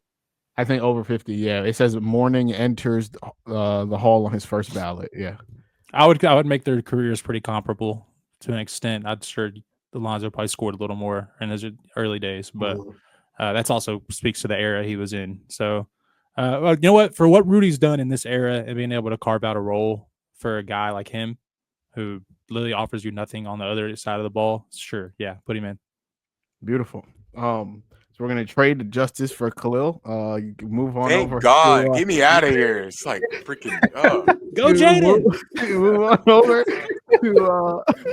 Move on over to football talk. We had championship Sunday last Sunday. Eagles, Commanders, Chiefs, Bills. Yeah, you watched. You locked in. So Khalil, talk to me, bro. What did you see in Eagles, Commanders? You got any takeaways? Recap. Talk to me, bro. Eagles, Commanders. I think Jalen Hurts looks really, really good for the most part, especially just coming off that concussion for the last couple of weeks and just really not being in rhythm. I'm not a huge Hurts fan necessarily. How do you guys feel about Hurts? We are on the same page with you. Yeah, Same page. he's kind of. I think he's a little overrated. Destin loves Hurts, right? Like me some Hurts, brother. Go out and win me a game. I don't care, bro. 2 Super Bowls and 5 seasons starting is like that's pretty good. Listen, we were debating at work the other day, like if Hurts was like a top 7 quarterback. No, man. I think it's hard to say no. No. It's hard to say no, but guess what I'm doing? Okay. Like, are we making it like Fuck you? Like, I don't care. like he's a winner, but you know the thing is he's been surrounded by really good coaching staffs, really good teams, you know, and it's be hard to say that shouldn't be factored into it based off their play style, his play style, what he adds to the game. He has great intangibles, you know, but when it comes down to it, as far as really being a high level quarterback, that's not what we see on a consistent basis, even though he does some really good things and has some redeeming qualities, I feel like, too. So even like because he almost won an MVP. I mean, yeah, he was like consensus top 5 then, right? He got hurt. Had he not got hurt, I think he would have got the MVP. Yeah. So like is he that different now than he was then? I don't think he's as elusive as he was, but I mean, he's not. He doesn't run the same, and I just feel like it hasn't gotten better since then, or even in some ways regressed as a pocket passer. You know, the offense is still not where it needs to be. Maybe with like being prepared sometimes, you know, it can be redundant or simple when it comes to passing concepts. And so I just don't think it's developed much more since he took those strides in the first place. I think for him it is a lot of narrative based stuff because he's never thrown for more than 23 touchdowns in a year. And so it's like a lot of his total touchdown stats come off a tush push, and people are like, that's not real. Like anybody could do that. And so it's very clearly Josh totally Allen. true. Not everyone can do it. Yeah, not everyone can do it. But I think that like narrative based stuff definitely throws him off. I think he is around 7-8 for me though. That's what I was gonna say. Like we're doing the top 7. Like we get rid of the first 4. We know who those are. But after that, top 4. Who is it? And then it's between like Dak, Justin Herbert, Jordan Love, Jalen Hurts. I still take Dak over Stafford. I know Stroud had a really down year. I don't know if I like, put Stafford. That's also a situation too. I love Matthew Stafford, bro. So I'll probably put him in. I don't think he's top 10. I put him like 12-ish. So we think Matthew Stafford's better than Jalen Hurts. No. I think if the Eagles had Matthew Stafford, bro, it'd be pretty sick. I'm not gonna lie to you. Okay, it would be different. It would be a much. I don't think they could run the same offense though. Nah, I mean this just exactly. I'm just more like part of the reason why Saquon's had such a great year is because people are scared of Jalen Hurts running. Same thing with Lamar and Derrick Henry. Like they're so focused on his level of running is still different compared to those guys. Like you're not as scared as he used to be. He's just changed a lot, I think, with that injury, and he's just not the same type of runner. You get a Stafford though, you gotta account for AJ and Devontae a little more. You still got AJ, you still got Devontae. AJ's a top 5 receiver, top level. Like we're at the Devontae Smith top 15, and you still have that offensive line that's as dominant as ever. So like you still have so many things to account for, and then you have this really good to elite level passer and Matt Stafford, right? So there's just so much to account for still. You just have the running aspect of it, or maybe even the out of structure part is going to be taken out of it with Matt Stafford a little bit, or like a lot compared to what you still get with Hurts. Definitely a completely different offense, but I think but even like being prepared, so like being prepared like for blitzes, being prepared like checking at the line, audibles, all those different types of things. You get that added a little bit more or a lot more with Matt Stafford compared to Jalen Hurts too. So like there's some give and take when it comes to switching those quarterbacks out, I feel like. Yeah. You would take Herbert though? Absolutely. Okay. Just making sure we're on I know it wasn't great, but it wasn't. It didn't look great, but yeah. It wasn't great. Yeah. It wasn't great, but I still take Herbert, and that offense itself has some. We talked about who is it? Is it Roman? Greg Roman. Yeah. We talked about him years ago and how much he held back to the Ravens offense, and you talk about he has Quentin Johnston as his number 2 receiver. We see how that looks and how he shows some flashes, but the drops are real. Like it's a real problem. You got Lab McConkey. I know y'all did a would you rather for Lab McConkey, but that's it. The run game wasn't there, especially even getting back J.K. Dobbins and into your offensive line wasn't good. I know I'm just making excuses for him because he was still bad, but it's not this. No, I don't think that's excuses. It's reasons. Yeah, it's reasons. You're right. I came on here and said like the Chargers have a weird structured team. Like they have a bunch of guys who are like redemption stories and just they don't equal the sum of their parts in certain ways. They overachieve though. Yeah, that's exactly what I said. Yeah. Me and Jalal were arguing about that, but I do agree that they overachieved. I was wrong. I think doubling back to the Eagles, so they went 14-3, right? And like I was looking at their losses, and I was thinking, like, damn, have they ever lost a game with like their offense fully healthy? And they haven't. All year, they have never lost a game when they've had Jalen, Saquon, Devonta, and AJ Brown. They lost in week 2 versus the Falcons, didn't have AJ Brown. They lost in week 4 versus the Bucks, didn't have AJ or Devonta. And they lost week 16 versus the Commanders and didn't have Jalen Hurts. So like we have never seen them lose a game with and almost won. And almost won with Kenny Pickett. If Smith just didn't drop the pass on 4th down, as long as he didn't drop the pass, they probably win that game. Yeah. They get the ball right back to Jaden Daniels, which you probably shouldn't do anymore. But so Jalen Hurts is just a Eagles roster merchant. Is that what we're gonna say? Partially. They just have mostly. Bro, you're playing with arguably the best. Not even arguably, he is the best running back in football. Top 5 receiver. Don't be talking about the white boy like that, bro. We haven't even talked you about the love- you- defense yet, bro. What are you you talking- love yeah, I'm him saying, some we didn't even get to Christian defense. McCaffrey. I'm talking about CMC. Nah, McCaffrey. Boy.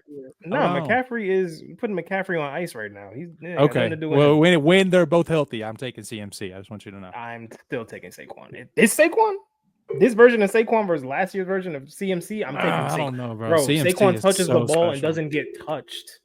I'm with you. Yeah, but that line is disgusting, bro. So is San Yeah. Francisco's. Not like Last the season Eagles it was. line. This Yeah, year that's it Last, yeah. yeah. Yeah. Yeah, we didn't even get to the defense, but the defense is ridiculous. They got the best defense in the league by far.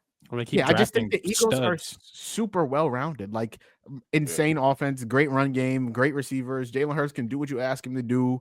Wide receivers that win on pretty much every level of the field, and their defense stops the run, can defend the pass. Like they're just they are the best team in the NFC, and like they scored 55. Like that's in pretty nuts in an NFC chip game. And so I do think the Super Bowl is going to be a good matchup. As much as people want to say like Mahomes is Mahomes, I think it's going to be a good match. It was a good matchup 2 years ago. Like the Eagles were up multiple touchdowns in If that Miles game. Sanders could hold on to the ball, the Eagles might have won that game. Bro. Yeah, like it was a good matchup 2 years ago. But I mean, I guess we could dive on over to the Commanders. Khalil, what do you think of Jaden Daniels, Commanders? Obviously, Cinderella season. Yeah, obviously a great season. They need some more dudes on that team, just pretty much all around. If I'm being transparent, I was not high on them. I was a little skeptical going into the season on the Commanders. I was like, I just don't know what this is going to look like. We know Dan Quinn's history. Cowboys situation wasn't great. You know, he had a good defense kind of, but also like the personnel wasn't great. So how's this going to transfer over to the Commanders? You know, but they had a lot of great acquisitions, had a really good draft. So they really pulled it together, and they hit a home run pick when it came to getting their QB. Good coaching staff. Kingsbury, you know, he took that year off, and you could really see him even improve later in the season, which is, you know, something that's hindered him in the past too. So great job from them. They just kind of, of course they got overwhelmed against the Eagles, but also just shoot themselves in the foot a lot when it came down to it, making mistakes and just not playing really good football when it came down to it that we've seen, you know, during the season too. But you get a healthy Eagles team, like that's a lot of pressure. Like that team puts so much pressure on you. Yeah. You're always going to be in conflict playing a team like that. So if you don't have the dudes to match up with them always consistently, you got to play disciplined football and smart football. And they just didn't always do that. But a great season for sure. Overachieved as well, I would say. Justice, how'd you feel about the Commanders? Jaden, how'd you feel? Go Jaden. Yeah. If you know me, which Khalil does very well, big Jaden guy. So how'd I feel about the season overall? I thought it was sick, dude. Really love Jaden. It was really cool. Go Jaden. How about that for some analysis, bro? Yeah, go Jaden. Yeah, go Jaden. Jalaal, how'd you feel about the Commanders season? The Commanders season? Yeah. Mm-hmm. I mean, I think you can't complain about anything that happened. You can't complain about the end result. Most people didn't even have them in the playoffs or even in contention with winning their division. Damn near winning the NFC. But I think, as a famous comedian once said, Chrysler 300 looks like a Phantom till a Phantom pulls up. And I think that's just what happened. I think we all knew in the back of our heads the Commanders were not good enough to make the Super Bowl. But we all wanted to root for Jaden and this young team. They was damn close though, brother. They gave it their best. I saw an Eagles fan say, "Hey, Commanders, if y'all was gonna get smacked like that, why didn't you just let the Lions win? Like, why y'all had to beat on the Lions just to get smacked up like that?" And part of me felt that because I'm like, damn, y'all put all y'all effort into beating the Lions just to get smacked up. And that happens. It happens every year. There's a team that absolutely shits their pants in the first round, second round, and you never get the matchup you're supposed to get. But I think overall you can't be upset where you're at. You just got to look to improve. You know that you can compete with the best of the NFC. You got one of the best young quarterbacks, maybe the best young quarterback in football. Defense, if you get some more pieces, they already look promising with a mix of veteran and young guys. Need a corner, bro. Need a corner. They do need a corner. Bad. Marshawn Lattimore is not it. It's just with him is literally a cycle of play one of the best receivers in the league, talk shit, get cooked, crash out, get cooked again. It's just a wash, rinse, repeat every year. He did it against Mike Evans, did it against Julio Jones, he did it literally against every good receiver he's ever faced. Hey, we're gonna trade they can J.C. go Horn. out. So I mean, the Packers are probably going to trade Jair Alexander. You get Jair Alexander if he plays. Like that's a solid guy to pick up. He's one of the best corners in the league when he's healthy. And I think they do need to look into getting another receiver and running backs that you can rely on that are not Austin Eckler and Brian Robinson. No disrespect I like to them. Robinson. I like Robinson. I like Robinson too. I just think he looked good this season for the most part. Yeah, I don't think Eckler had a decent season too, but he's not what they need. He filled his role really well, but they need a little bit more juice from some young legs. There's about 30 of them in the draft. Rodriguez off the bench too, or McNichols. They got McNichols over there too. They got McNichols fumbling on the kickoffs. Go Cats! Hell yeah, go Cats! Season was sick. BBN legend, bro. This season, dude, he was sick when he was at Kentucky, bro. Sick. I love this. I wanted to since we were talking about Jaden Daniels, I wanted to rank the rookie QBs going into next season. And so I counted 7 of them because I counted Spencer Rattler. And so 7. he's last. He get that out the way. He's last. So my ranking is Jaden, Caleb, Drake, Michael Penix, Bo Nix, JJ, and then Spencer Rattler. I personally am not the biggest Bo Nix fan. I think Sean Payton did him a lot of favors to make him look a little bit better than he probably was. Whereas I do kind of love me some Michael Penix Jr. So that's why I have that there. The rest of it I feel like is pretty predictable. Like Jaden obviously almost went to Super Bowl. Caleb was the number 1 overall pick. Drake May, Pro Bowler. He looks pretty good. And then the last 4, JJ McCarthy, I'm a little bit higher on him than I think most people are, but I think he should be good for the Vikings next year, assuming that they pack up Sam Darnold. But I wondered how you guys would rank them.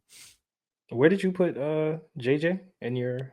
He is 1, 2, 3, 4, 6. Yeah, he's 6. Yeah, just because he's never played a snap of regular season football, so like you can't. Right, you know. But yeah, Jalaal, how would you rank them? So Jaden is locked in at 1 until proven otherwise. I have Drake May until Khalil steps up here. I have Drake May number 2, Caleb Williams number 3, and then I'll go Bo Nix, Penix, McCarthy, Rattler.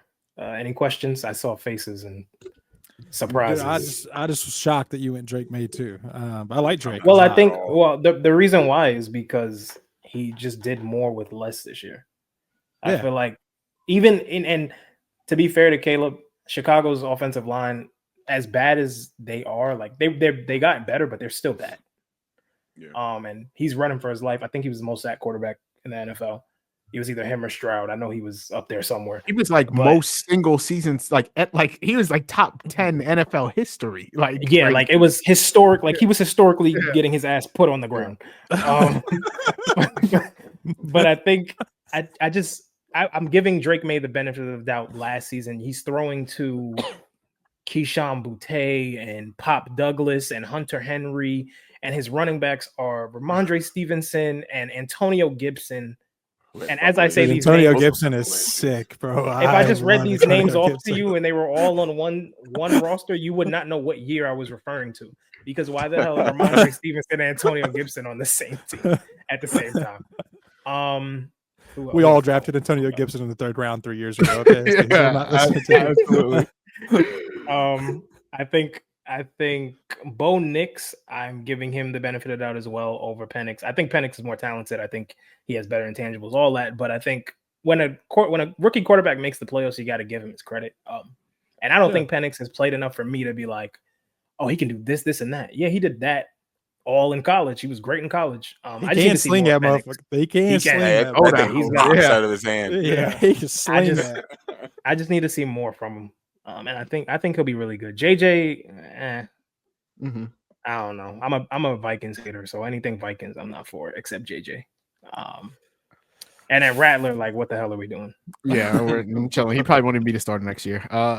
Khalil, I'm interested to know where you're ranking it. So how would you rank him? Bro? So what is this best? Just going to next season? That's it. This is going into next season. How you'd have how it, we feel about him going to next season. Yeah. Okay, real quick. Before the season started, I had Caleb Williams, Drake May, Penix, Daniels, Bo. I wish we did a Disrespectful. pod JJ, so bad. no. I Like, wish had we did JJ a and then pod Bo. so bad. Say what? So I know disrespectful. we missed it. We missed it. We missed it. That would have been nice. But we got another chance this year, and we're gonna get that. And then because I really want to talk about Shador Sanders and Cam Ward. well, now Jackson Dart's about to rise up, and the usual white guy who rises up white draft guy. rankings. What's a draft without that? But yeah, I've thought a lot about this. You remember that night we were supposed to work out just like at 6 a.m, and I couldn't go to sleep. I was literally thinking about this. He's locked the fuck in. I was thinking about this. I just couldn't shut my brain off. I would have my ranking going to next season. You're gonna hate it. It's fine. It's all right. I don't care. It would be Caleb Williams 1, Jaden Daniels 2, Drake May 3. It would be. I really like Penix a lot, and I still feel really high on him. But going off of Jalal's point, it just haven't seen enough yet, and I want to see a little bit more. And there's some really bad accuracy issues, especially throwing to the right side of the field that I didn't like from him too. And I like what I saw at Bo Nix more than I thought. So I would have Bo Nix and then Penix, JJ, and then Rattler, just going off of that. Caleb is 1. I'm sure you have questions. Yeah, I mean, I just want to know the thought process behind it. Why? Yeah, why explain it. Explain it. Oh man, it was okay. Really bumpy season for the Bears in totality. Obviously, you talk about coaching staff, you talk about personnel issues, you talk about offensive line, and Caleb had even himself had a great deal to do with their issues on offense. I think you saw even before the Commanders lost on that Hail Mary, I think you saw a really good Caleb Williams. You saw a really high functioning offense, surprisingly.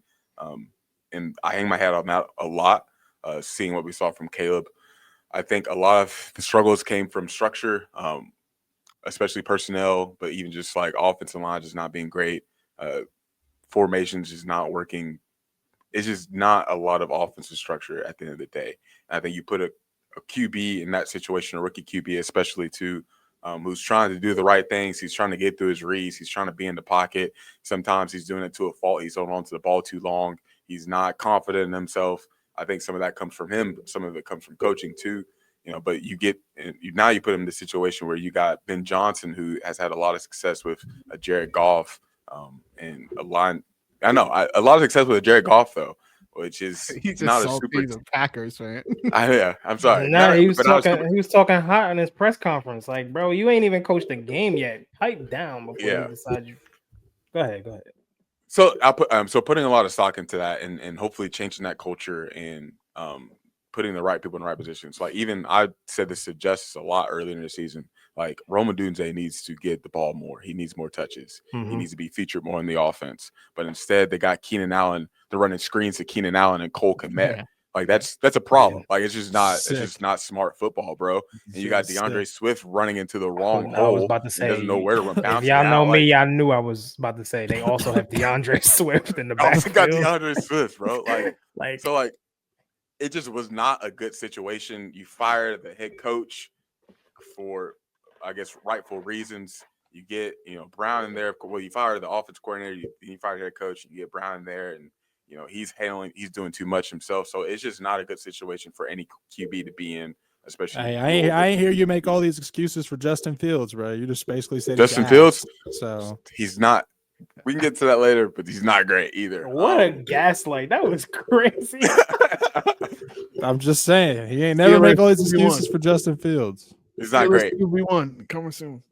And I still think Caleb is talented. I think we still saw a lot of the flashes. I just think he needs to be more confident and he needs to rip it. And I just don't think he was playing that way, that style of football. Jaden Daniels exceeded my expectations. Najee and I talked a lot about Jaden Daniels in the offseason. We were, sharing clips with each other. We were talking, like texting back and forth, like, did you watch this game? I watched this game, blah, blah, blah. It was great. I'm telling you, we really bought off, bro. I was literally scouting, like writing notes, brother. I was so mad that we didn't get to do that pod. I But know, yeah, we were going for it. And I think I might have told you this, but like I was like, the more I watch Jaden Daniels, like the more nervous I get about him. Like I was gonna have him 2 or 3, and I ended up sliding him to 4. I put a lot of stock into Penix's game against Texas in the playoffs in his last year, and it was like kind of like the CJ Stroud Georgia game, kind of what that looked like to me. It's like, oh, this is like if we can get some of this out of Penix in the league, like this is a really good QB. Not even just like a pocket passer, but he can do a little bit as far as like even out of structure too. Or the Justin Fields Georgia game. Yeah. Why do you keep doing this? It was the Justin Fields Georgia game. I don't remember. We have a clear split of Justin Fields love and Justin Fields hate. Dude, the Justin Fields tight end arc is going to be sick, Justin Fields bro. delusion on the left here. Justin Fields realism on the right. Nah. Wait till he lines up at tight end. Y'all going to really change your tone, bro. He's going to be special. Wait till they try to make him Kayvon Austin. He's running end arounds. But Jaden Daniels, I was Justin is crazy. Good Lord. I was nervous about Jaden Daniels because of like the middle of the field stuff and not ripping it himself and not playing out of structure. But everything that we saw from him in college that was a negative, like that he didn't do, he somehow showed in the league. He just showed up. Like he's throwing off platform, throwing out of structure. He was looking to create with his legs, but still trying to throw downfield. He threw it the middle of the field a little bit more than he showed on tape in college, and he just ripped it. He's a great thrower. He's a machine throwing the ball. The deep ball is obviously, elite. And he's just cool, calm, and collected. He's a freaking winner. Like, it got to the point where you give him the ball, like, with a last-second chance to win it, he's going to drive down the field and get his team in scoring position. He did it so many times, and that was super impressive. So I definitely did not do a great job with Jaden Daniels. But I think a lot of that is himself just being coachable. I know he did like the simulation thing too, and that had a lot to do with it. Kingsbury has done a good job with him too, and getting him in structure and really just putting a good offense around him. And Kingsbury did a great job as well too. So Khalil, miss on that, and that's okay. Do you have a comp for Jaden? A comp for Jaden? Like I feel like I had one. I feel like I had one maybe at the beginning of the season of what I could see from him. I didn't know what the floor was going to be like, and I feel like the ceiling's a lot higher than I thought it was going to be. The arm is a lot better, a lot stronger. He can really rip it for sure too. The running is a lot better than I thought it'd be, even with the slender body too. I don't think I have a comp for him that comes to mind. Do y'all have any that come to mind for y'all? I don't. It's tough because like you think Russian quarterback, and you're like Lamar, but like I don't think that's. Do you think comp. Do you think Russ is any type of comp for him? Even though they're different in stature, but I'm just curious. I think my comp for him was Steve Young.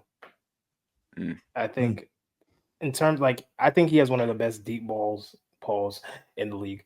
That was crazy. One of the best deep ball throwers in the league. Yeah, cut out that other part. That was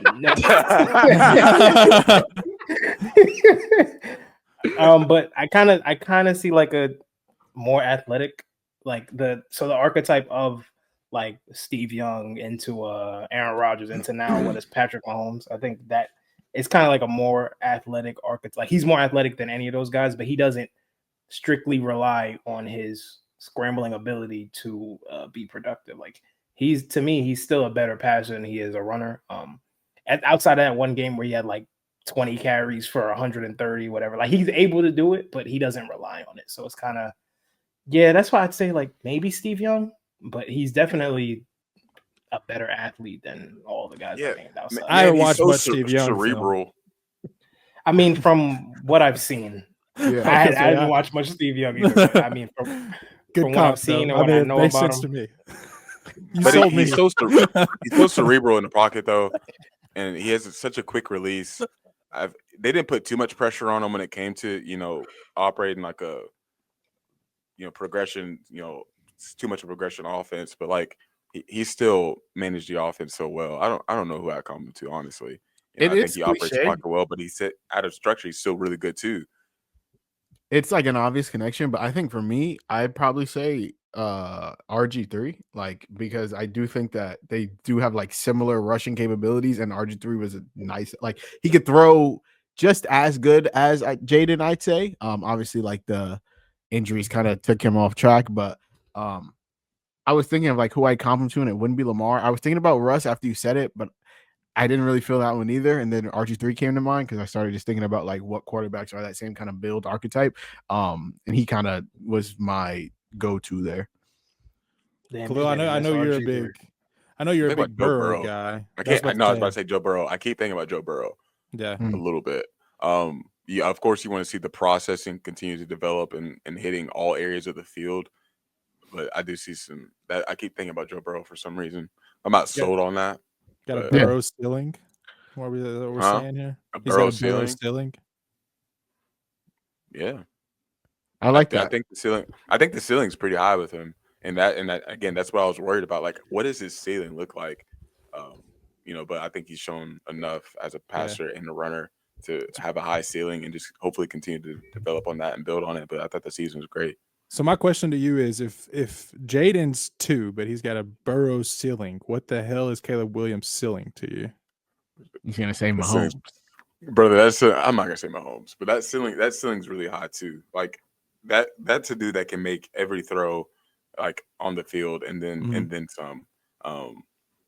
I feel like he showed a lot in college as a pocket passer, and it got to a point where even that was an underrated part of his game, especially his last season at USC. Like that offensive line and that defense was atrocious, right? So like he can throw off any platform, he can make any throw you want him to make, he can create out a structure, he can still create within a pocket. I don't know. I'm not going to give him a ceiling for it. I'm not going to compare him to Mahomes, but he has a lot of Mahomes, Russell Wilson to his game too, though. Mahomes, Russell Wilson, maybe like a Bryce Young type, like a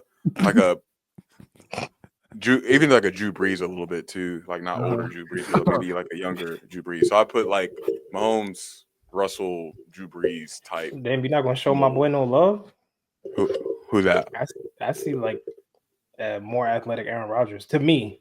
Oh, okay. Okay. No, you're right. Actually, that's also really good. Yeah, he has. I would say like an Aaron Rodgers, like Russell Wilson kind of mix. It's a weird mix, but one of my favorite things this year was tagging Khalil in all of the charts that say that Caleb Williams is a historically bad quarterback. That was one of my favorite things to do this year. Justice, you're the only one that hasn't given us your ranking of rookie QBs going into next season, so I want to hear it before we move on. Jaden, Caleb, Drake, Penix. Oh, okay. I like Penix a lot, bro. I love a dude who can just rip it. Dude. He can just rip it, bro. Oh, we have the same top 4 so far. Come on. Bo. And then JJ and Rattler. Boom. I'm surprised you both had Caleb at 2, by the way. No, listen, it's so fun to troll you about Caleb, but like, trust me, I know he's nice.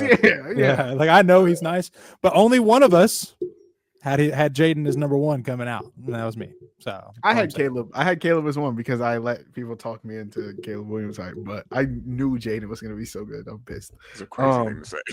Yeah, I did. I let people get in my head. Whatever, bro. You battled it on Twitter regardless, though. Justin Fields is. I was fucking bro. People thought I was a Steelers fan. I'm like, I promise, I have no stake in the Steelers. I just like Justin Fields.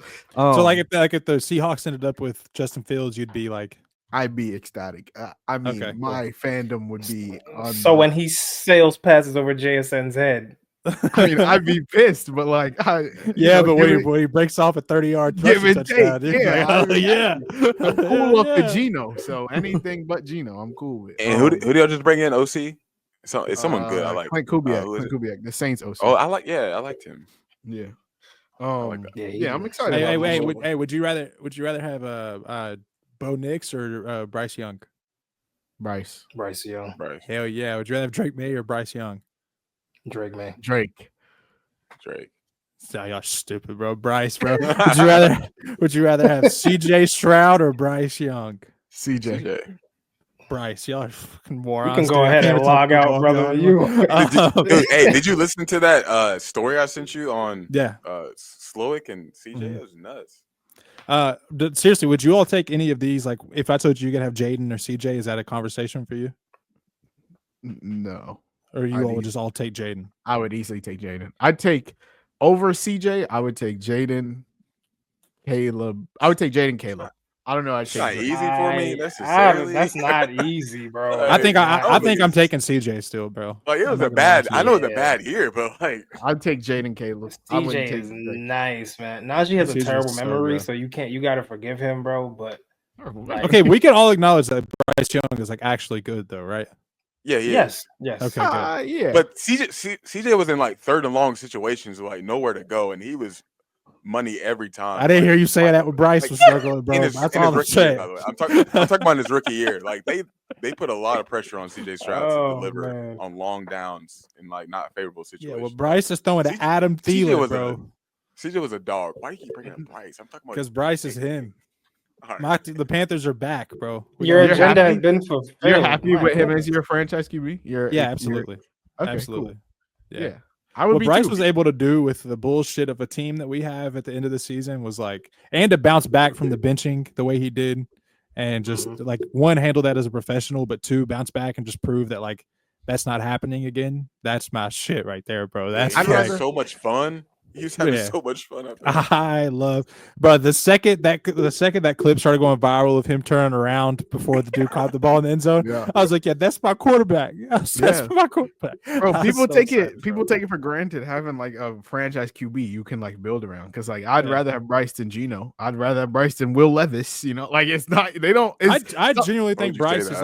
like a franchise quarterback. Like I think he Yeah. can be really good. I mean, I don't know if he's ever going to be like, you know, like top 5, 7 conversations, but like if you build like a sustainable roster around him, he can help you compete. Yeah. So yeah. Nah, you be taking Geno for granted, and I'm tired of it. I bro. agree with that You actually. be taking him for I granted. think I hate Seriously. Geno. I truly don't hate Geno. You do hate You Geno. do. You do. I You wanted truly Sam don't, bro. Howell I truly so many don't. times. I promise I And don't he hate finally Geno. got him, and he was It's awful.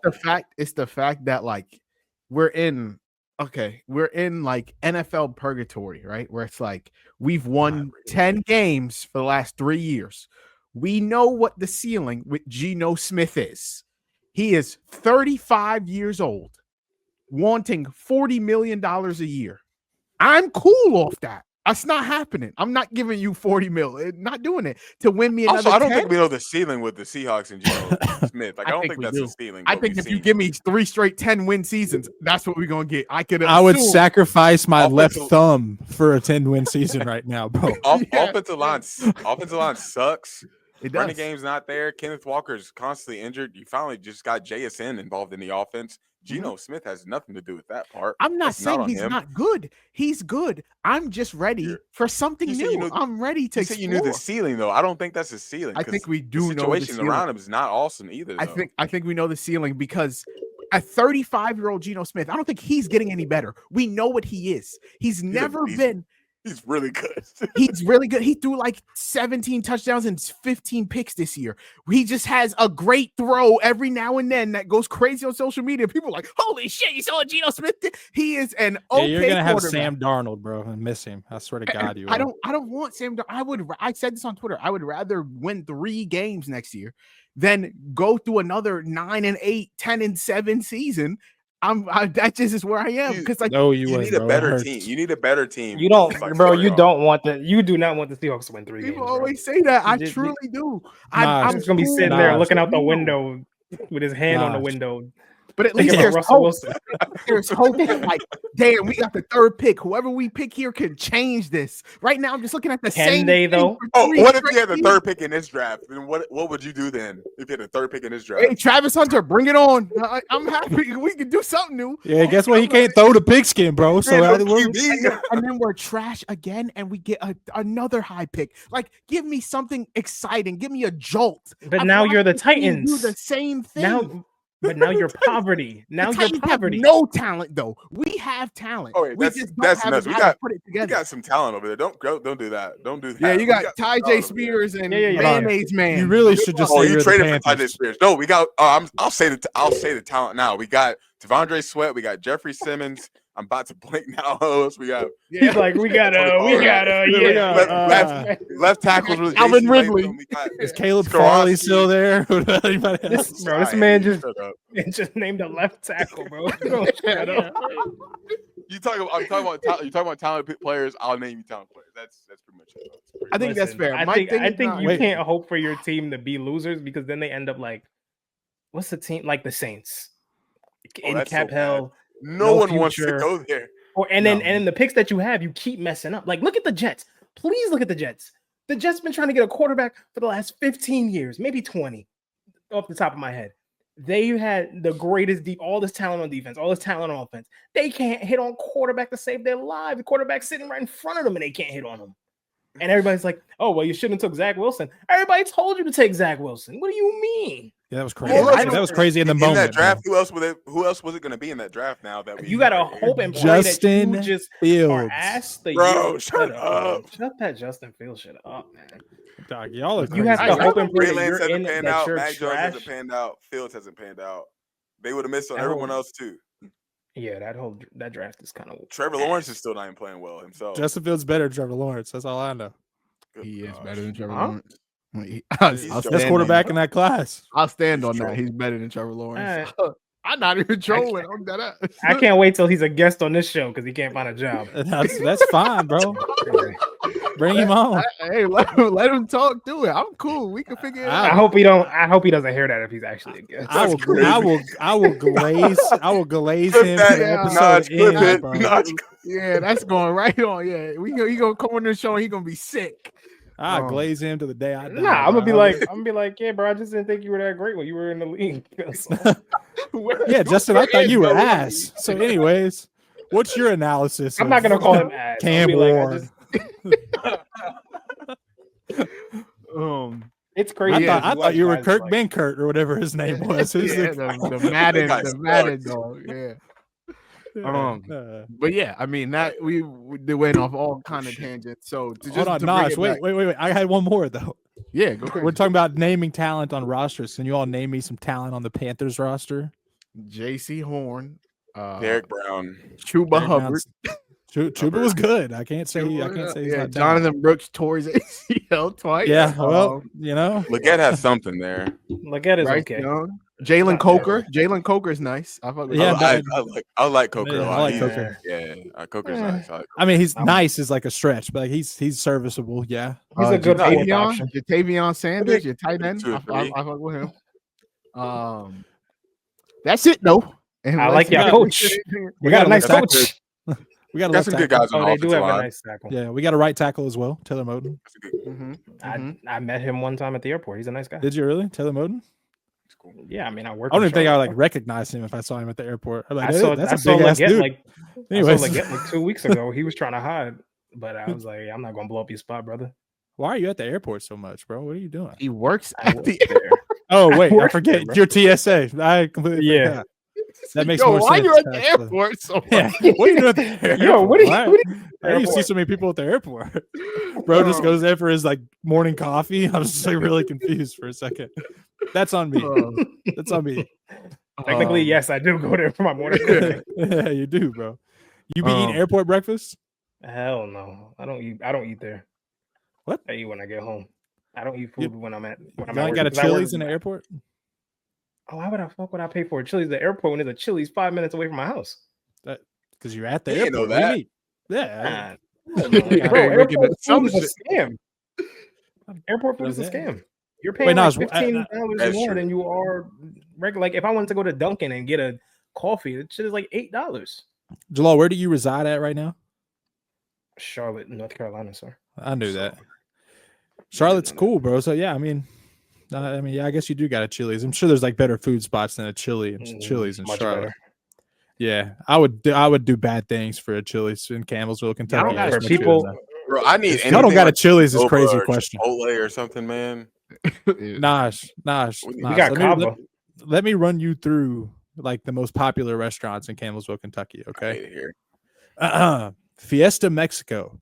Never heard of it. Brothers Barbecue. You know why you've never heard of it? Because this shit has got one spot and it's in Campbellsville, Kentucky. Brothers Barbecue. Yeah. Mi Heredero, another Mexican restaurant. Tastes like home. They have good sandwiches. It tastes like home, but that's in Greensburg. So not Wait, even in what's y'all, Campbellsville. wait, when y'all like kind of like, yo, we finna Jeff's go out. Food Mart. Wait, if it's like the weekend and y'all like, yo, let's go out and eat, like type shit. I'm driving to E-Town. I was about to say we don't do that. I'm What driving you talking 45 minutes Oh, away, y'all don't do eating at a that? Drake's. Like Cool. that's No, cool. we go. It'll probably go to like Mexican or something for real. If we, Yeah. sometimes we go Damn, out. I don't get tired of the Mexican. no, it's just got- what we got I've 6 been different raised spots, in this, honestly, bro. so- I got queso in my veins, dog. What are you talking about? Yeah. But I mean, There's at 6 some different point, Mexican you'll get tired of going to El Numbre Padre Nah, or whatever. bro. No. We got Yamatos. We got We do have Yamatos. Yamato. They got some good sushi. Yeah, We got got Colton 2 stuff there. Steakhouse. That's like the biggest chain restaurant we have. We got Uh, McAllister. Heard of it. We do Y'all have got like McAllister's. I got like an Jimmy Outback, an John's. Applebee's. That's what Colton's is like. Bro, Like no. Then no. we got Walmart's actually got like quality chicken. Oh, y'all have Walmart. All right, that's a start. Oh yeah, All we right. got Walmart, Relax Kroger, off that, IGA. bro. Yeah, Y'all we got got the like- spot. Y'all got like McDonald's, right? You got a McDonald's. Yeah, Well, yeah. I mean, Okay, that's cool, that's cool. a given. But like, we got Cookout. we do have. Okay, they don't so know what's what y'all Cookout is. what's y'all Actually, go-to you over might. there? Jalal, have you had Cookout since you've been in North Carolina? I think it Yeah, originated there. Yeah, it did, Cookout's yeah. cool. It's just Yeah, I had Cookout and Cookout Bojangles before. everywhere. Bojangles, bro. Wow, I would I take also that, like. too. I'd literally just cut off my wrist to have Bojangles. So, you think I'm kidding? I would sever my hand if they would put a Chipotle here. We got Like, literally. Lee's and Creekside. Lee's Creekside. Yeah, that's a spot. Creekside's trash, bro. Creekside is the worst restaurant you could possibly. We have Druthers, the last remaining Druthers in America. Used I to be a heard of chain Druthers fast food. before. Yeah, Yeah. Druthers is the only one that's in Campbellsville, and it's actually really good. So, Yeah. hey, slide on the spot, bro. I'll show you a good time. We'll catch a CU basketball game and Yeah. and drive 5 minutes over to whatever restaurant you can think of in Campbellsville because they're all 5 minutes away. I'll score you some tickets to the football game. Yeah. Oh Yeah. shit. Okay. So So Let's y'all, slide on the y'all live in spot. like the country, like this farmland. Yeah, there It's is not farmlands here for sure, but it's not. Hey, y'all have a It'd be good more bit of country than it tornadoes is- too. is Yep. rural. Yep, tornado's been eating our ass for a few years now. So Damn. not mine though. They ain't eat my ass. My ass is still dirty. They ain't eat that Uneaten. motherfucker. Yeah. Uneaten. Yep. What? My Wait, ass. wait. I got an uneaten ass. So I was gonna let him finish it. Finish his thought. yeah, that shit is not dirty. I Oh, mean, it's still man. dirty. They're uneaten. It is. Oh. Yeah, We still got one but more game to talk about, right? Yeah, I was gonna ask. Oh, Did y'all? shit, yeah. that's did y'all on have- me. Did y'all have any thoughts for Chiefs Bills? Obviously. Nah, same old shit. I do. That's just I do. My home side. Whatever, yeah, Jalal. Go ahead, bro. Talk to me. I feel bad for Josh Allen, bro. I really Me too, do. bro. I feel Me like, too. but here's the thing. So the Chiefs turned the ball over. What was like the first quarter, early second quarter? When you play the Chiefs on the road and you force a turnover, you have to score on that next drive. If you don't score on the next drive, because there's no guarantee that the Chiefs will have a drive where they punt or they have a 3-and-out, whatever the case may be, they're most likely going to kick a field goal or they're going to score a touchdown. More often than not. So I feel like, and that was the difference between the Bills winning and the Chiefs. People are going to talk about the refs and how they didn't call this, they didn't call that. There's a bunch of shit that we didn't see that they probably didn't call as well. They called the game pretty tight, in my opinion. They didn't really call any roughing the passer or unnecessary roughness or anything like that. And I love that because I think bailing guys out is weak in the playoffs. But my prediction before the playoffs started was Chiefs Eagles, and it was for the simple fact that I think the Chiefs just execute better at the important things at a higher efficiency than everybody else. When they need a third down, they're getting the third down. When they need a third down stop, they're getting that. And I asked Najee last week, if you had to choose a defense that could stop the other team, on the last drive, who would you rather have? And he said Chiefs defense, and we saw exactly why. Granted, Josh almost made that throw, which is nuts. But it's just tough. Like the Bills have everything you need to win a Super Bowl. And sometimes it's just unfortunate that you run into a team that also has everything they need to win a Super Bowl, and their quarterback is just a little bit better than yours. Yeah, I mean, I think that feeling bad. And there's not many eras that you have a quarterback a little bit better than yours. Like when you have Josh Allen. You have Josh Allen. Yeah. I think the feeling bad for Josh Allen is fair. Like I also do, and I said this. I don't know if I said this in our group chat or if I said it on the last episode, but like he has been one of the 3 best players on the planet for the last 5 years and has nothing to show for it. Like no MVPs, no All Pros, no Super Bowl appearances, nothing. Like at least look like you go back and like his seasons will be. You might not remember these. Like there's nothing other than the stats to show you that how good of a season he has. At least Lamar has like the 2 MVPs, maybe 3 MVPs. Whereas for Josh, like he's 7-6 in the playoffs, 0-4 versus Mahomes, 7-2 versus everyone else. Like that's insane. 5th most playoff wins amongst active QBs. Do you guys know who the other 4 are? Obviously, active QBs. Active QBs. Russ. Yeah. Russell Wilson, Aaron Rodgers. I was not going to say Aaron Rodgers. Mahomes. Last one. Yeah. Last Let me one. tap. Wait, we got 2 left. Don't give a hint. Don't give a hint. You got 1 left. Let me work through my brain. Josh, Mahomes, Rodgers, Russ, and 1 last person. It's not gonna be Burrow. Kirk Cousins. QB. No. It's not gonna be Stafford either, though, right? It's not Stafford. Nope. No, that's not Stafford. Active QBs. Is it golf? Nope. Okay. I feel like he'd be close, though, right? Is he still starting? He started some this year. Started some. Oh, that's gonna piss me off. Garoppolo. Andy Dalton. Nope. Andy Dalton. No. Fuck. It's in that range of things, though. Jimmy G only started 1 game. Not Jimmy G. He started multiple games this year. It was a big it was a big storyline that he was starting. Jameis. No. I know it wasn't Jameis. I'm just throwing names out there. Deshaun Watson. Wait, no. Going to the teams. It was a big storyline that he started. Yes. Dude, what? Dude, somebody got benched. Bryce got benched. Oh, Joe Flacco. Yes. Oh, yes. crap. Thank you. Yes. Yes, Flacco. Sure. I think I made it to like the Dolphins in my head. I skipped the Colts completely. Yeah, thank God I like Anthony Richardson because I would have never guessed that. Yeah, so those are the top 5 active QBs in playoff wins. Man, that and like it does, right? And Josh Allen, he has the most playoff starts without making a Super Bowl in NFL history. Like that's insane. Like he's just literally one of the most unlucky players. He's the greatest loser of all time. Greatest loser ever. Like and the Bills have done everything they can. Like you need a better run game, you get him James Cook, doesn't matter. You need a better receiver, get him Stephon Diggs, doesn't matter. You draft Dalton Kincaid first round, he doesn't matter. You take one of the best O-lines in the NFL. You move on from Stephon Diggs. That Josh Allen Cook doesn't matter. Like it just is just. They changed their entire offense, bro. Like I their offense from 2 years ago is completely different than what it was when Diggs was like in his prime. Yeah. I think what were you gonna say, Khalil? I think there's 2 more things they can still do to improve. I know people talked about McDermott, and I think it's fine to keep McDermott.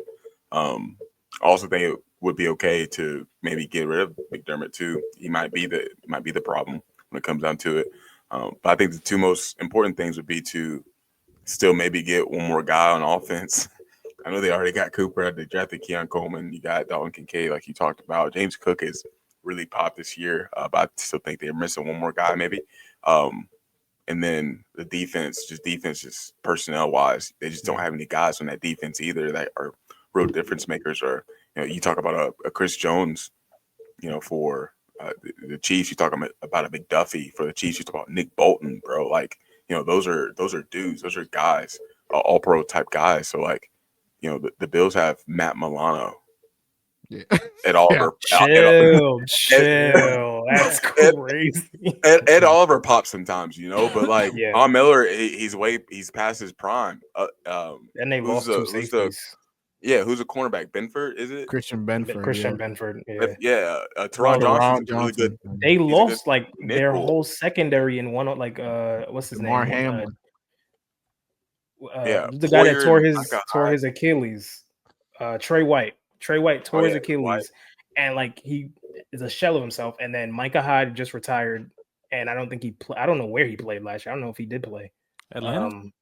Jordan Poyer. That was the other one. And Jordan Poyer left, and he's on the Dolphins. Their whole secondary. Am I tripping? Did Micah Hyde play for Atlanta for a season? No, I think you're thinking about Justin Simmons or Jesse Bates.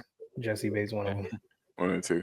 But that defense still, even if what do you think about Sean McDermott? I think he is a really good defensive mind. Like personnel wise, they just don't have any guys over there that's going to make a big difference when it comes, compared to, the offenses are going to have to play, and obviously having to play a Mahomes, level type player, and Andy Reid on the offensive end. You still got Kelsey and Worthy showed up a lot. You got Hollywood Brown who looked really good too. So I think there's two big things that the Bills can still address. But even if they wanted to get rid of McDermott at some point too, I don't think that's maybe a terrible thing necessarily. But I don't think he deserves to get, canned either. Yeah. Justice, you had any thoughts on Chiefs Bills, bro? Nah, sick though. It was super sick. Great game. Great game. Do y'all think he got that first down? Yes. Yeah, I do. No. I don't think he did. I think no. Here's what I think. He might have gotten the first down, but if you're a ref, right, and you're looking at the replay, the guy behind Josh Allen can't make that call. Even though he did, he cannot. You can't see the ball, so you can't make that call. If you're in front and you didn't see it on the field, and then you're looking at the replay, there's someone blocking Josh Allen. So even though it looked like his body was like, it kind of blocked off. So you can't make that determination. And at that point, it's too close to call. Yeah, that's why I tweeted about that today. All you can do is infer that he made it over, but you never see the ball actually cross the line to gain. Yeah. Like you never see it. You're just inferring, oh, well, his body's that far over. I'm guessing the ball is going to make it that far over, but you can't make a call like that, especially when the call's already he didn't get the line to gain too. So I just don't see how would pack you up if you did that. Oh my god! Bro, did you just make an assumption call? That's how I view it though. Yeah, no, that's how I looked at it too. But, yeah. But Josh Allen played a great game. He did, bro. He consistently plays well in the playoffs. Yeah. Besides the first few series, he couldn't have played any better. Like he just. Do y'all think he played well enough to win? I don't think he did. I think he played well. I don't think he played well enough to win that game. Well enough to win against Patrick Mahomes? No. Yeah. Yeah. I don't think he played that was the first time the Chiefs scored 30 all season. That was just. I mean, when Patrick Mahomes is scoring 2 rushing touchdowns, bro, what are you supposed to do? Yeah. Do you think I feel like he made all the throws he could. I feel like I think he mostly made all the plays he could. It's not at his detriment. Aside from the sneaks and stuff, it's just not enough. Like, what's that Jadakiss? What is enough? Gift is good. It's not enough, bro. I don't know. We haven't seen it. We have not seen it. You got to go ask Tom Brady. Or Joe Burrow. Go ask Joe Bro, Burrow. I see people are always going to forget this, but they were one freaking offsides away. Frank Clark. It was Frank Clark. Yeah. Who went offsides. Maybe. They should have throws an interception. They would have went to they should have beat that Patriots that first year that Mahomes. Mm-hmm. And then it went into OT. I know it's too long now. People are never going to talk about that anymore. But it will just always be Tom Brady and Joe Burrow are the only QBs to beat Mahomes until someone. That was a literal thing. And then they until Jalen Hurts does it. Until Jalen Hurts beats Mahomes. But it still would have been that. Join a list with Tom Brady and Joe Burrow. It was D Ford. Sorry, it was D Ford. It still would have been that. Sounds like top 7 to me. Yo, this guy. He's a clown, bro. Last thing before we get up out of here, I'm gonna say a player. You tell me if they're overrated or underrated, and we will hop on up out of here. Number one, Jared Goff. I won't make it long. Properly rated, I think. Jared Goff. Slightly overrated. Mm-hmm. I don't think anybody holds him to the elites. So I think they do at some point in the season. Yeah, people want him to be an MVP candidate. Right, but I'd like say that's really overrated. reserved for guys like Jalen Hurts and Bryce Young and guys like that. So no, Yeah. I mean properly rated. Yeah, for sure. I would say Okay. You able overrated. to mute his mic after he gives his first take? Like when he starts rambling. Baker Mayfield. Properly rated. Yeah, I think he's properly rated. In fact, might teeter towards a little bit towards underrated. But I think in some circles underrated, but I would also say maybe properly rated too. Okay. Baker I can think it's ball, circles bro. underrated. That Tua. may- Wait, Baker Mayfield or Jalen Hurts? Baker. I'd want Baker. That's crazy. Jalen. Not crazy. It's not crazy. It's not crazy, but like when you think about like Yeah. like how it's all like how their careers have played out and like Jalen's I mean, going I to his think second Super Bowl. Baker is as talented as a lot of first overall picks. He had the talent. He just didn't have the. Baker's tough. First of all, he got drafted to the Browns. Like, come on. Yeah. But like, And then he ended up in the Panthers at some point. That exactly. Like, he went through shit to get to the Diamonds. Like, and Yeah. His last year played through a shoulder injury he should have sat out right, with. exactly. And then they shipped him off after that. For Deshaun Watson. Yeah. Crazy. Very And tough. Deshaun Watson was the worst quarterback in the league last year. Yeah. So that's Yeah. right. It's an all-time bad trade. Worst trade in professional sports. Tua, overrated, underrated.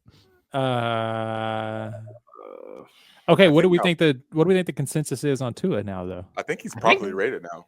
I think people are pretty. I think pretty, now he's probably Yeah. top 20. Yeah. Used I to mean, be overrated. I was shouting at overrated. I mean, that TikTok went Yeah. crazy on my page. Whenever Yeah. I was like, "Hey," I was Yeah. like, "He can't throw the damn ball." I don't remember what I said, but I was, You were spot on though. yeah. I mean, If the Like timing's that- off, he can't make the throw. it was just a big. I think the statistic that I used then was like, he's dealing with the two receivers who average like the first and third biggest yards of separation per route run or something like that. And I was like, he's good enough to throw to those people, and I actually think he processes pretty well, actually, from what I know about football. But I think that he's probably at this point properly rated. People have come to realize that he's nothing special. Within that offense and the structure of it and what they ask him to do, he does process well. It's just when you take him out of that process, when it's just breaks down or it's just not there. Yeah. Then it can be bad. Geno Smith.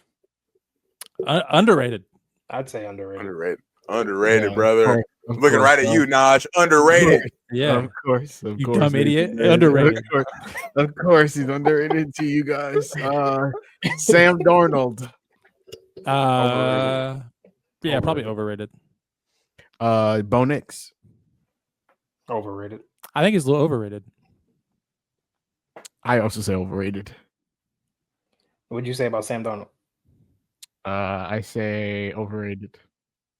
Okay. Man, I think We'll Bo see what can he looks sling like it, bro. without I actually do Kevin think O'Connell. Bo can sling it too. A little bit. I would say I don't think Bo overrated is right bad. I just think Yeah. he's on this high of taking his team to the playoffs, and nobody thought the Broncos would make it. So kind of. And then Bijan Robinson. Who? properly rated. Bijan, the running back. Properly rated because I think everybody Properly knows that rated. he's Thank tough. God. Thank the Yeah. Lord. He is I'd say this absolute stud. But is he I'll better say than underrated. Gibbs? I'll say underrated.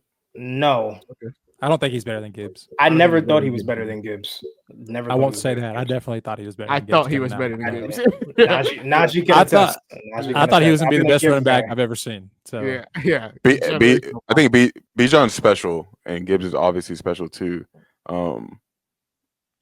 I think Bijan might be a little bit more complete than Gibbs, but I give it to Gibbs over Just Bijan. Gibbs speed, like the value of that speed and his quickness, elusiveness is just so much better than almost everyone else in the league. That like the things that he doesn't do that Bijan does, it doesn't really matter. But that Bijan elusiveness too, like man, Yeah. just having Bijan in a zone scheme like that, he can pass pro is phenomenal. He can catch at the backfield. Like Bijan's special though. Like, he's a complete one of the most complete backs in the league right now. Kyron Williams. I'm gonna say overrated a little bit. Slightly overrated, yeah. Why is that? I'm curious. I mean, I always think touchdown numbers help, and I don't know how many people are like actually tuning into like Rams games for real. At this point, I think that he's like a fantasy monster, and I think that plays a lot into how players are perceived at this point, and like to like the general public. And I'm really just basing it off like general public views. So I don't hear people talk about him at all, really much, to be honest with you. I just follow way too many dynasty football Twitters fair. and I think from the research public, I don't know if people really watch the Rams like that. That's what I'm to be saying. honest, they're not fun to watch. But he was the focal point of their offense. But at the same time, I think first of all, his injury history for me, I feel like how reliant can you be on him if he's getting hurt like maybe once every 3-4 games? And I think the talent is there. It was there when he was at Notre Dame. But I just it's like something he doesn't. It's like intangibles that he doesn't have. Like Sean McVay runs him into the ground, and he's able to be productive in that role. But I feel like in certain situations, he probably wouldn't be that same player. Like there's guys that you can put in any situation and they wouldn't change as a player. And I don't think Kyron Williams is one of those guys. I get what you're saying. That being said, he's the RB8 in Dynasty for me right now. Anyways. Khalil, what would you say? Overrated, underrated? I would probably say from the perspective of like, you know, people probably not watching Rams games like that, which they probably should a little bit. I think Puka is special, by the way, too. But I would probably say underrated from that viewpoint. Bet. Najee Harris. I don't know how people look at Najee Harris, but I can tell you what I think about him. I think he's probably rated now. I think he's fucking ass. Would you rather have Najee Harris or Chuba Hubbard? I think Najee Harris is probably the most mid running back in the NFL. Like, it was nothing special about Najee Harris. He doesn't have elite speed, elite acceleration, elusiveness, not elite power. No, he's just big. He's just able to use his body to get a first down. Sometimes he's not. He can catch the ball a little bit, just well enough for you to be like, let's throw Najee out there. He can block a little bit. Like, it's like he can do everything so just good enough. Shit, we might chuck this thing to Najee right here. See what he can do, bro. Come on. Najee, get in the flats, brother. Come on. Get over it. Shit, it took him 5 seconds to get over him. What do you say, Khalil? I would say properly rated. I think people have figured out who Najee is for the most part. So that he's ass. Yeah. Last running back, Breece Hall. Underrated, actually. I think at this point. I agree. I think Breece is still really, really, really, really, really good, bro. Mm-hmm. I think he had a really bad first maybe quarter to a half of the season. He just looked different. Yeah, he looked slower. Unhealthy. He looked like to me. I guess so. Yeah, contact balance was off. Like anytime he's getting touched, like he's going down on first contact. So I just thought that was really weird. But I think he kicked it up a little bit more. So at this point, I'd probably say underrated too. Garrett Wilson. Underrated. Vastly underrated. Any weapon, young weapon for the Jets, underrated because I don't know how you succeed in that situation. Garrett's so good, bro. Yeah, the talent is in your face with Garrett Wilson. It's clearly there. Underrated. Drake London. I'm still gonna say underrated. I think Drake's. But he's getting there. He is getting there, bro. But I think next year he'll be properly rated. Would you rather have Drake or Garrett? Garrett. Drake. I think Drake for me, bro. I think that's a great conversation, though. I think Drake has a little bit more upside.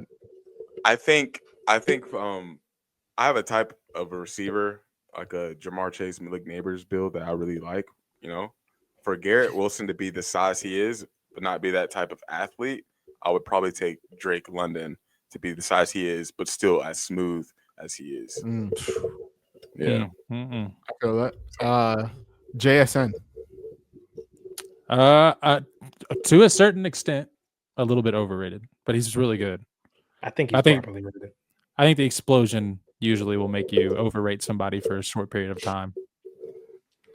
I think there's a certain crowd that probably overrates him maybe a little bit, but I would say overall underrated.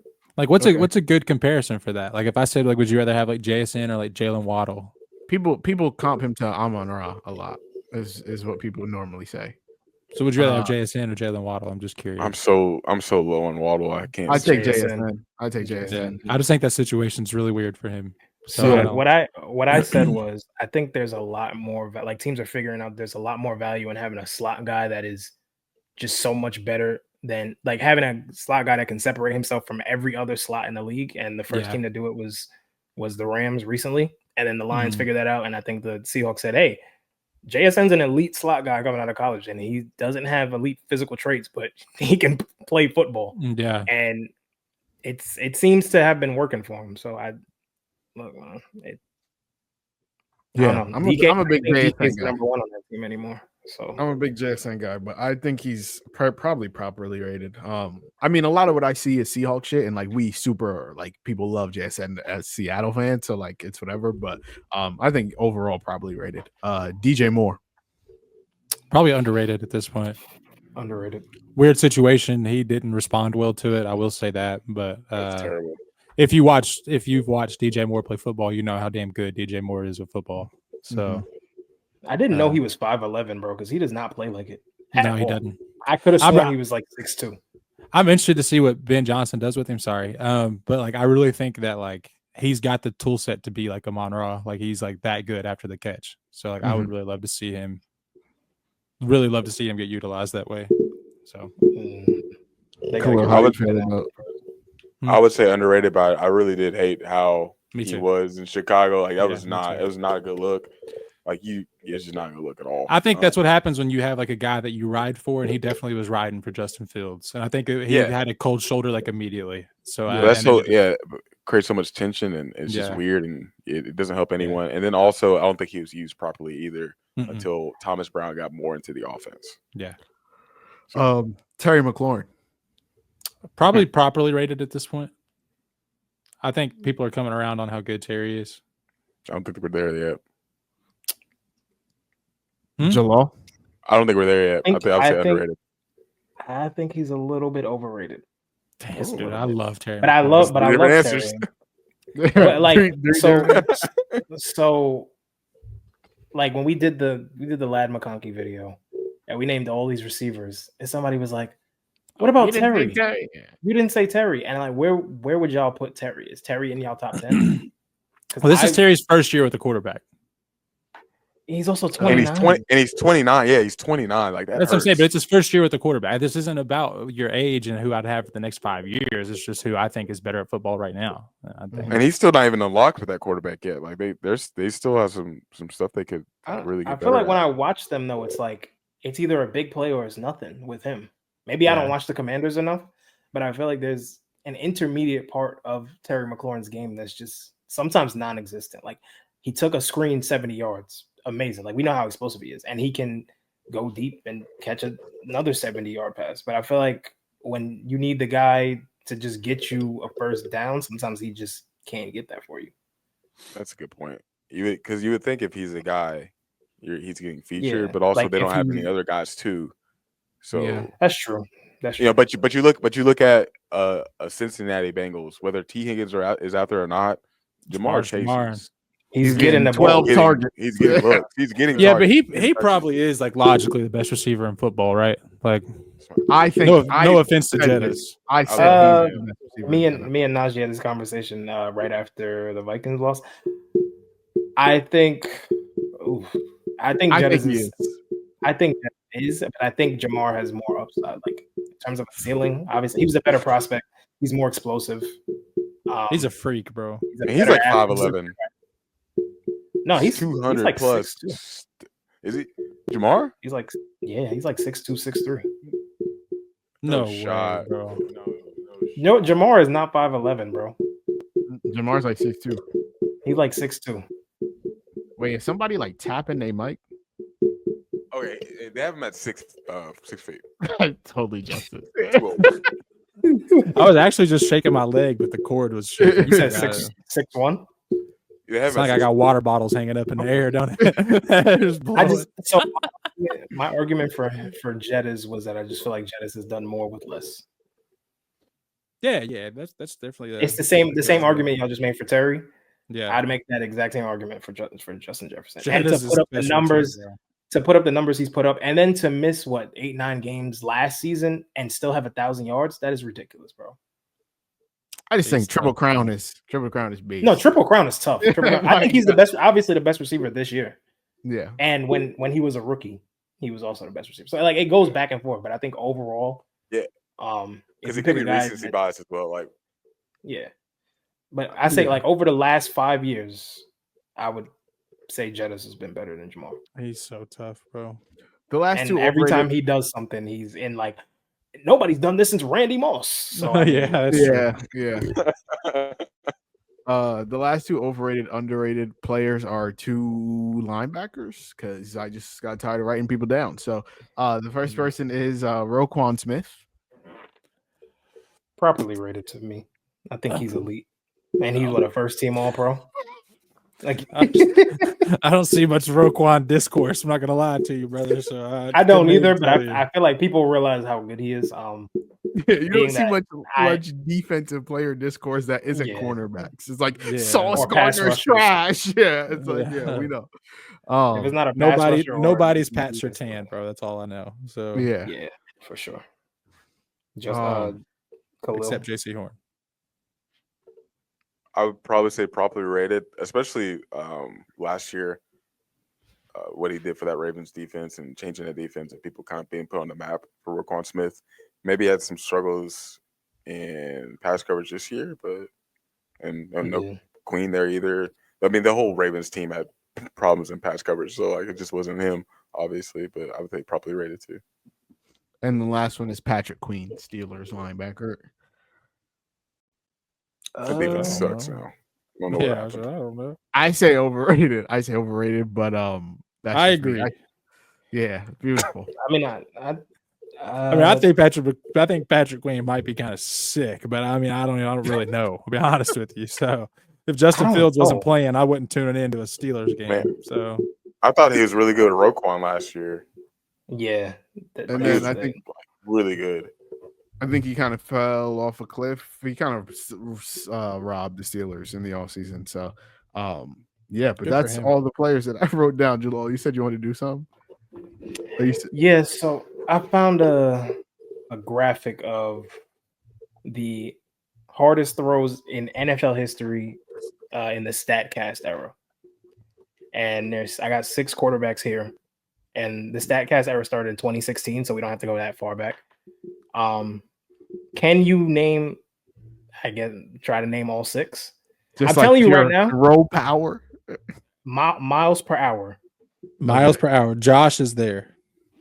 Josh Allen is there. He's number 6. Mahomes. Number 6. Mahomes is number 5. Okay, we're cooking. We need 4 more.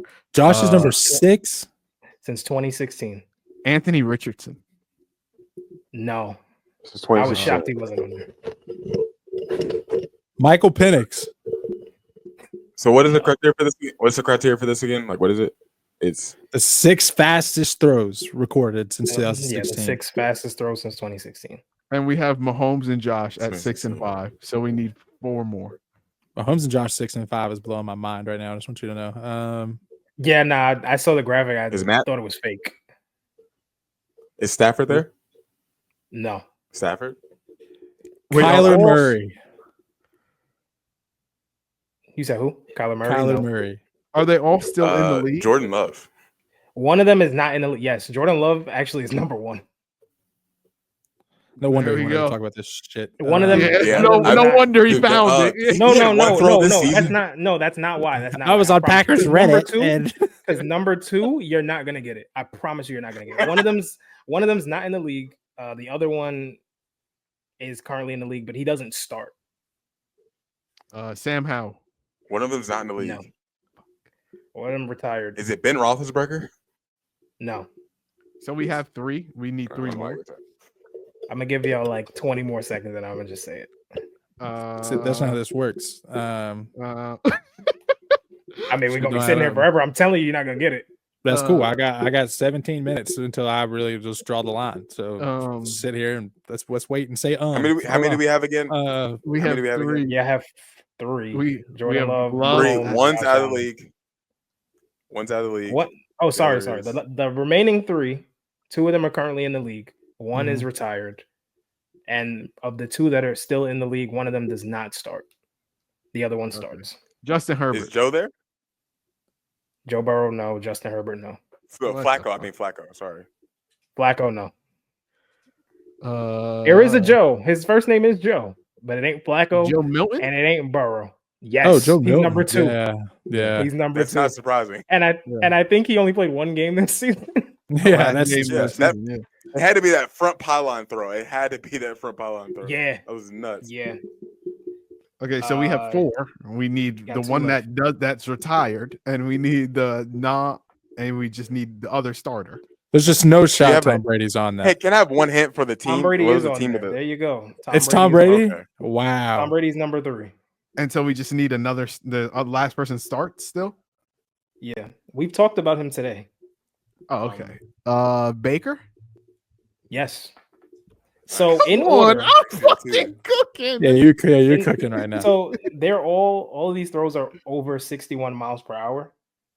It's literally by like tenths of seconds. Jordan Love number 1, Joe Milton number 2, Tom Brady number 3, Baker 4, Mahomes 5, Josh Allen 6, and 3 of these throws were recorded this past season. Beautiful. Look at us. Josh Allen is shocking though. I was like for real. Yeah. I thought he'd be number 1. Yeah. Oh, or at least top 3. Jordan Love is not shocking. I'm telling you, I saw that. I wasn't expecting him to be Niners or something. But Baker was shocking to me. Baker can sling that mug though. He can spin it. It don't look like it on TV though. That brother he throws it. He throws hard. I love he can spin it. That just sounds really cool to me. Yeah, he can spin it. That's a good football term. Justice, That's I was good talking football. to you about that quarterback, Justice, that you met earlier tonight. Yeah. He's like that. I'm telling you. He can spin it. I'm telling you, bro. It's like. But does it sound better than he can slang that motherfucker? You feel me? Like, I'm just saying. All right. Well, I hope you guys enjoyed the episode of the Run It Up podcast. This is the first 4-man in a while. We had a little NBA section where Khalil did talk, and then we had a nice little 4-man pod going after that. So I hope you guys enjoyed the episode. Make sure you follow us on Twitter at Run It Up Pod. You can find all of our handles in the description or on the screen other than Jalaal. It's at JSandy45.